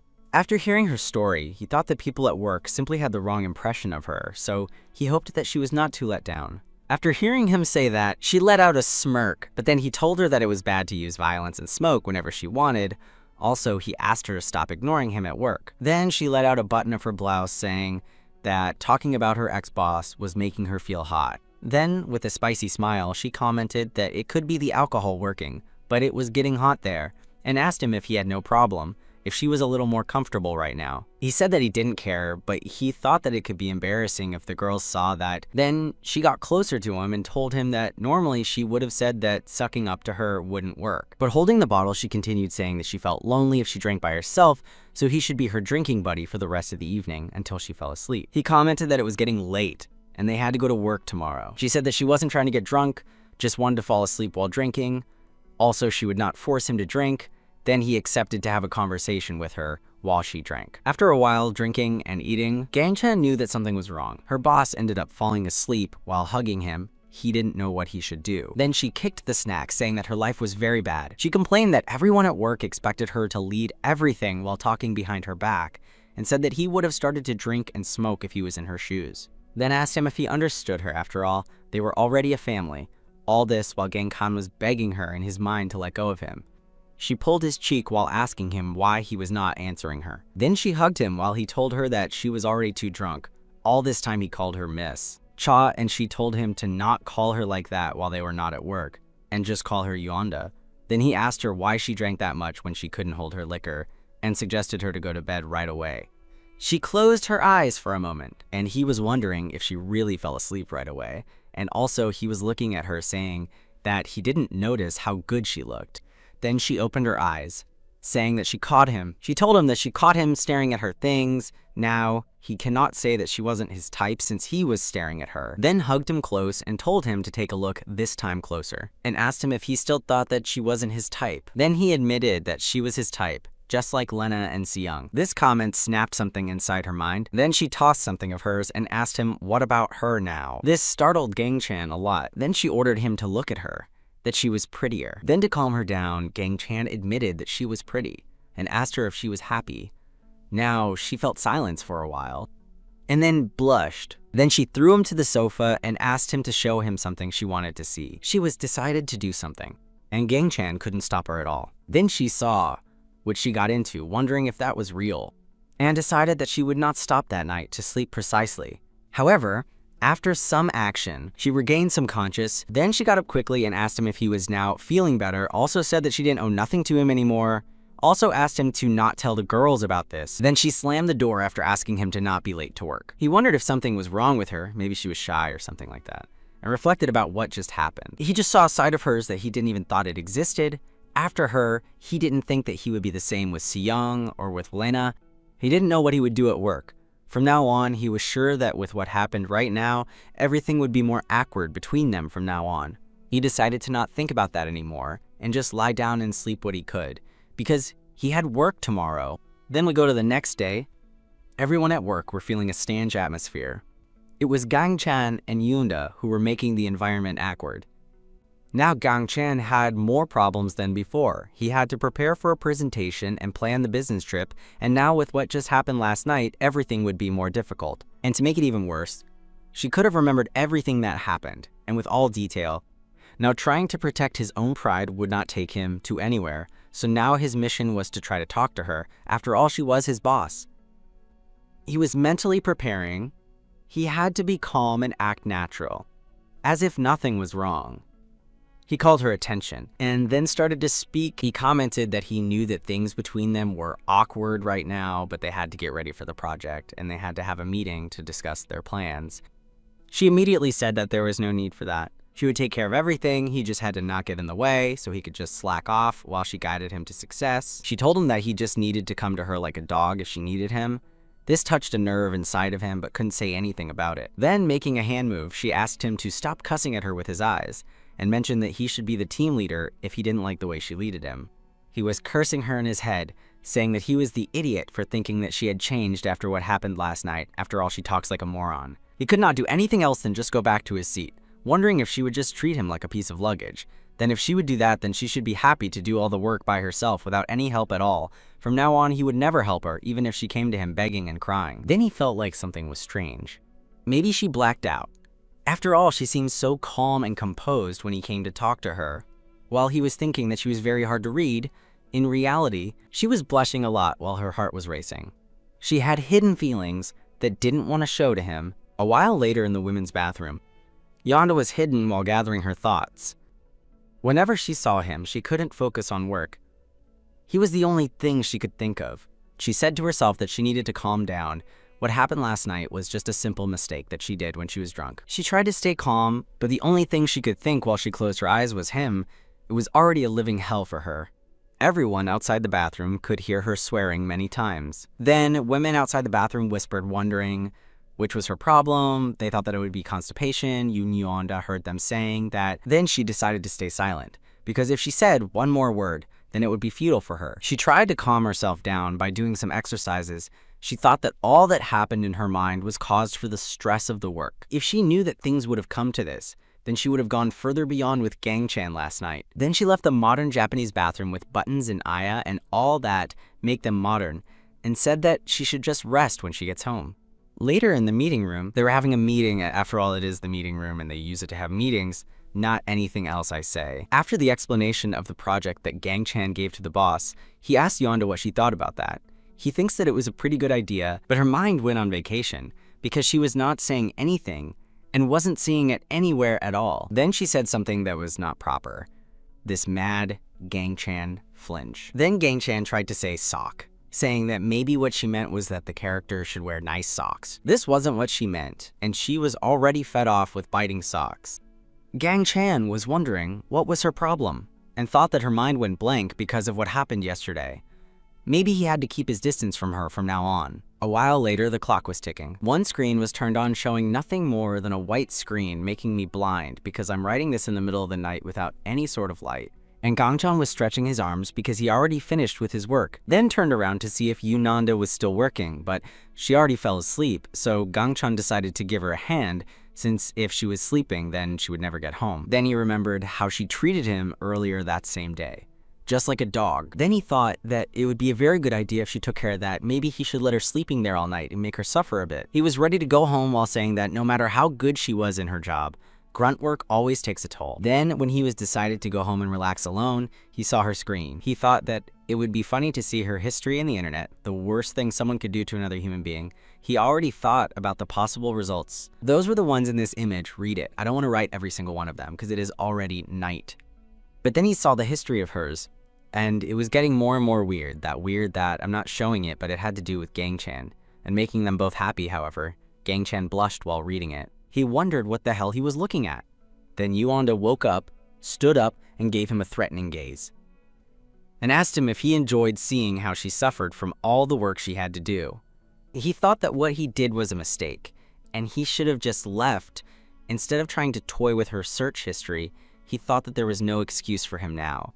But then he noticed something, and asked if she did all of that on the screen manually. He then said that if he used the program they had there, then she could do this in no longer that 10 minutes. So there was no reason for her to do all that manually, so she could save a lot of time. She said that she was doing a perfect job even without the program, and then Gang-chan asked her if that was the reason why she gave him all those stacks of work. She then proceeded to tell him not to rely too much on the programs and functions, whatever she meant, because with convenience come danger. For Gang-chan, she was just trying to justify that she didn't know how to use the program while not admitting it. Then he asked her to sit down, because he was going to teach her how to use the program. While he thought that it was a master move from his part, changing the subject that fast, being like, this would make it better to not to talk about the events of yesterday.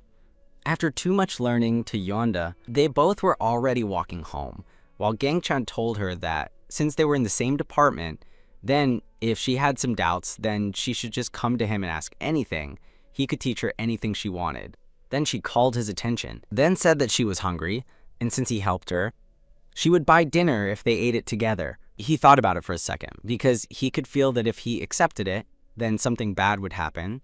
But also, if he turned her down, then the time he spent to get closer to her would be for nothing. While Yonda was waiting for an answer, he was picturing the search history he saw in her computer. After some thought, he accepted and came with her to eat dinner together. It was just dinner. What could possibly happen? However, after dinner, she ended up hugging him like a pillow on a bed. He thought that he should have just told her that he was going home alone. After they had dinner together, Yonda just fell to the ground after getting drunk, and nobody he called from her phone answered. If she wasn't his boss, then he would have just left her there, called police, and call it a day, and they were there because she drank, despite he told her that there would be a dinner without drinks. But she didn't obey that simple rule. And the position they were in right now was kind of weird too. He could feel her hugging him so tightly right now. He tried his best to not think about that or anything else right now. As he was just tired, he would try to get some sleep despite having his boss behind him, hugging him. And since she was asleep, he would ignore that too. But then he remembered his past. When he was a little child, he told his mother that when he grows up, then he would buy a big house and live with his pretty girlfriend. Something that the editor of this channel cannot do. But every time he asked a girl to go out, they always told him that he wasn't their type, just like the editor of this channel. They even said that they were embarrassed just by being seen them with someone like him, just like the editor of this channel. This is so sad. Sad face. But then he woke up. He felt something that was interrupting him during his flashbacks. It was all of a sudden that he realized that Yolanda was doing something to him. She was not asleep as he thought. She was doing something that was not right. In a family-friendly environment, he clenched his fist and decided that he was going to let that slip and not startle her. On her side, she thought that I was going to be all right since she thought that he was asleep and there was no risk of waking him up since he was probably already too tired of work. Gang-chan was already exhausted, so he wanted to avoid having to make an effort wrestling her, so he was just going to act as if he was sleeping. But he felt like the personification of death was gazing directly to him, wondering where was his conscience. But after a while, when she overdid it, he finally reacted and asked her to stop. She thought that Gang-chan wasn't going to wake up, but he did, and said that there was nothing he could do about it. And since she wanted to do something so badly, and if she didn't, then she couldn't focus on their work, then he should just do things right, and she shouldn't do things secretly behind his back. She let out a smile and mocked him, saying that she wanted to do something. But he shouldn't be so arrogant, because she was sure that he wouldn't be enough. She said that she was just curious about him, and wanted to make sure that she wasn't seeing things. For her, he was nothing special, and shouldn't be so confident. This angered him, but then she decided to play along, so her stress would be gone now. After a while, they already had their match, and she admitted that he was not bad at it. She said that she didn't think that she would do something like that, and reflected on what had just happened. She wanted to make his feel less of a man, but failed. Now she couldn't look down on him just because he was a small guy, then kept praising him a bit, despite they shouldn't have done that, since she was his boss. Also, she wanted to do it one more time, but noticed that he was already asleep. But then she realized about all the good things she had just told him. She regained herself, giving thanks that he was asleep and didn't hear a word she just said. However, after a while, Gang-chan finally woke up. He felt beaten, thinking about if he just passed out. He felt like he was being beaten to death before he passed out. Yolanda called his attention and told him not to worry since they had a lot of time before they needed to go to work. Also told him that she was a little worried since after all the commotion, he didn't wake up immediately. Also told him that what happened that night, just like what happened before, was just going to be between themselves because they got drunk, and that was a mistake. She told that again because for her, he was slow at times. This was another thing that annoyed Gang-chan because the 90% of his life, he lived angry. He thought that it was normal that people would get closer after a situation like that, and if she wasn't his boss, then he would do something very bad to her, because every word that came out of her mouth was just something to be angry at. She also told him that he should not go around telling people to have matches with him. She said that what he did was not enough for her in any sense. She was looking forward to this in the past, but she said that with his skill, she cannot say that he was something good. She said that something good would have happened if she took the lead, and also kept saying words to make him feel like he was worth nothing. He was shouting her that she liked it, and now she was just trying to pretend that she didn't. He saw it and knew that it was the best thing that has ever happened to her, but she tried to say that she just acted like that to not make him feel bad after more teasing. He just wanted to do something very bad to her, and then he decided to ask her for a rematch, but now they could do things her way. Just if she thought that she could do it properly, she decided to accept that, and now she was going to do it right on her terms. After that match, the next day they were at a hospital. Gang-chan was already sleeping, what he sorely had needed all this time. The doctor was saying that fortunately he was safe now. Yond was there looking at what she had just done, and the doctor told her that if he fainted again, it could be dangerous for him. Right now he needed as much rest as he could. The doctor then left and told her to leave him rest a little. Yonda thought that she was not rational back there. No matter how much she wanted to do that, she shouldn't have done that. She wasn't thinking straight and behaved like a terrible boss. She was telling herself that. She thought that she shouldn't have been so rough, but then remembered that the doctor commented that he was a little dry, so this left her thinking. But then someone called her attention. It was the boss who asked her what in the world just happened. She said that they worked late last night, and when he went to grab something to eat, he suddenly fainted. She said that according to the doctor, it was because he was overexerted and exhausted, so all the fault of this should fall on her shoulders. The boss then said that it wasn't her fault, it was his. Because he met a tight schedule without thinking about his well-being, Yonda felt guilty about that. The boss told her that he should be able to postpone the business trip for a few days. They both were the best workers he had, and he had to think a bit more about their well-being. While they were discussing that, they left Gang Chan sleep a little more so he could recover. After a while, he already rested a bit and opened his eyes. Then while waking up, he could see Lin, who was staring at him. She was there to receive him when he woke up. He was still trembling, remembering that he was earlier in the hospital, and was wondering if they took him home. At some point, he felt his body all sore and his head hurted. Then remembered the talk he had with Yonda before, and decided that if someone in his job asked him to drink again, then he would just quit for good. And suspected that the drinks were just an excuse because he thought that she planned on doing that right from the start. At his side, also Wes Lena, who told him to not worry about anything and that he could rest all he wanted today. Around him were the three girls, Seung, Lena, and Lin, who explained him that they knew that he fainted because Yonda told them about his overexertion and pointed that he looked terrible. Seung and Lena felt guilty because they thought that he was like that because they had been pushing him to do training with him without thinking about his well-being. Gang Chan was still trembling, saying that he had no time to be there like that because it was almost the day of the business trip and he had to prepare everything. Lena grabbed him by the shoulder and told him that the doctor told them that he needed to rest. And they told him that today they would take care of him, so he didn't need to worry about TA thing. He wanted to say something, but they didn't let him say anything. However, at the company, Yonda was playing with the pencil and thought about Gang Chan, and feeling guilty, she felt that instead of coming to work, she should have stayed with him to take care of him, although she already finished with today's work. Then some workmates arrived, who asked her to give them 3 more days to finish a work that she gave them, because of formatting errors and things that I don't understand. Also, one of them said that since she was new there, she might not be aware of how they did the job. But Yonda interrupted them, saying that he was being ridiculous. She asked him if he thought that she was an idiot who doesn't know programming and commands, and told him that no matter how slow he could be in the program, this was a walk that would take 3 hours as a maximum. She threatened him of writing a bad report about his poor performance and demanded him to get it done. Before the end of the day, the workmate obeyed, returning to his desk.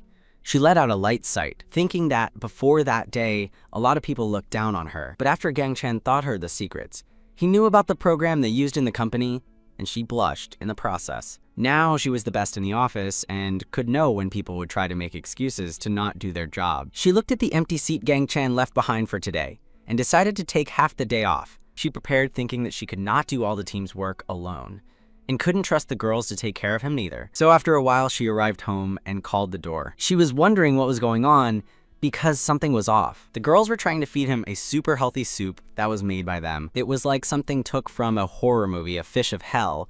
They wanted him to eat something that looked like poison. They said that he was too old to be a picky eater, so he should just eat it without complaining about that. Yonda saw it all and thought that they were torturing him instead of nursing him. Maybe they wanted to interrogate him like a prisoner of war. I don't know what the cell phone in his ear was doing there, but he certainly didn't want to eat that thing. But Lena put it inside his mouth, and he begged to be killed already now that they looked like they wanted to do that so badly. Lena asked Lin what she was doing. The same I was wondering. She was just putting some healing frequency music that she hoped it could work on him. Yonda felt like she was getting knots in her chest. But then she noticed an open door. It was his room. She decided to enter. She glanced around and noticed that it was all messy. Also, it smelled funny. She was walking around while saying that he had been alone for a long time. But then something called her attention. It was her toy boyfriend that was under Gang Chan's bed. She was all red of shame. She had hid it so good that nobody should be able to find it. What was that thing doing in his room? She couldn't explain or understand the reason why it was in his room of all places. She hid it in her box, and there was a compartment that was not easy to find. It was her secret. Maybe someone spied her through a camera so they could know where it was. She tried to calm down and think. The most reasonable explanation was that while she got drunk and used it, she left that out, and someone found that the idea made her blush in shame. But this was the only logical explanation to this. Despite that, no matter how drunk she could get, she wouldn't do something that stupid. After all, she hasn't used it in a while. Then she thought that maybe this was not his, but could be of his girlfriend. This made her enter in a state of panic. No matter how much she thought about that, This was not something a man should have in his room. Maybe he was into some weird things. She thought that the only and best option she had is to just ask him directly, but she saw that Si-young was torturing him while doing the Walls of Jericho. Lin was putting some healing frequency songs, and Lena was making the soup colder so he could eat it. They were just torturing him while thinking that they were healing him. And also thought that they would just make fun of her if they found out that she used something like that thing. She decided that she was going to find out that without raising any suspicions, she needed to. So although she was not happy about doing something like that, since this was a crime scene, she would turn his computer on and look for some evidence in his secret place, the personal computer. This way, maybe she could get some useful information about him. Right at that moment, Gang Chan entered his room, asking her what in the world she was doing. This scared her. She tried to tell him to not get the wrong idea. She wasn't doing something bad. There was a logical and acceptable reason why she turned his personal computer on. With an angry gaze, he explained that he knew that she was his boss, but invading his privacy by touching his personal computer was wrong. She tried to say that it was nothing that he was thinking about. She then saw the logo of a parody of Team Fortress 4 Region 2. She said that she turned his personal computer on because it looked very nice and wanted to play a game. After all, she didn't do her daily quest either, and apologized, saying that she had to ask him nicely if she could use his computer before turning it on. This was a good explanation. Since he agreed to lend it to her so she could play a bit, she let out a sigh of relief because she was close to be caught. After a while, she tried to play, but her gaming skills were indeed skill issue. He told her that if she kept playing like that, then people would start to curse her. He pointed at all her downsides while playing. Her hands were shaking, and she didn't know what she was doing. After dying several times, Gang Chan asked her how she could have lost to something like that. She was already angry with him for doubting her gaming skills. Then she felt like a wood breaking on her head when he said that she really looked like an alcoholic who was going to get Alzheimer. She asked him then to shut up and threw his keyboard in his face with all her strength while cursing him. But all this just happened in her mind while she was making a fake smile, and he kept saying that she played it the wrong way and she thought that she could punish him at work later. Right now, the real important thing was to find out what he truly was. Later outside, Si-young was standing there while smoking. Then Yanda arrived with a cigar in her mouth and asked Si-young to light her cigar. She lighted it on and she smoked it. Note again, do never smoke out your life. It is bad and could give you less discounts on Steam, maybe none. She then asked Si-young out of curiosity only if there were problems going on at home, like Gang Chan annoying everyone or something like that. Si-young told her that it was not the case. Yuanda told her that she had heard that she and him had been having some issue to get along. She then said that she was not good at those stuff, but if there was something that was bothering her, she had to have a serious conversation with him. This mad Yanda think. Si-young said that it was the way she usually solved her problems, so for her it was a good idea. Later at work, she was thinking about what Si-young told her to do. A conversation sounded like a good idea. After all, she couldn't jump into conclusions without asking him first. She was sure that all that was just a misunderstanding of some sort. Then, while looking at him while he worked and drank something, she was wondering how she could casually strike a conversation about something like that. That would be weird. After all, they already had something together. They were already close enough in paper, so maybe she could just ask him. Then she decided to get to the point. She stood up, called his attention, and asked him to talk in private, just the two of them. She said that it was not about work, it was something personal that they had to discuss with each other. He was wondering what could be happening, since her face was different today, and that was scaring him. Maybe it was the gaming incident. She said that she needed him only a second, and it would not be long, so he agreed.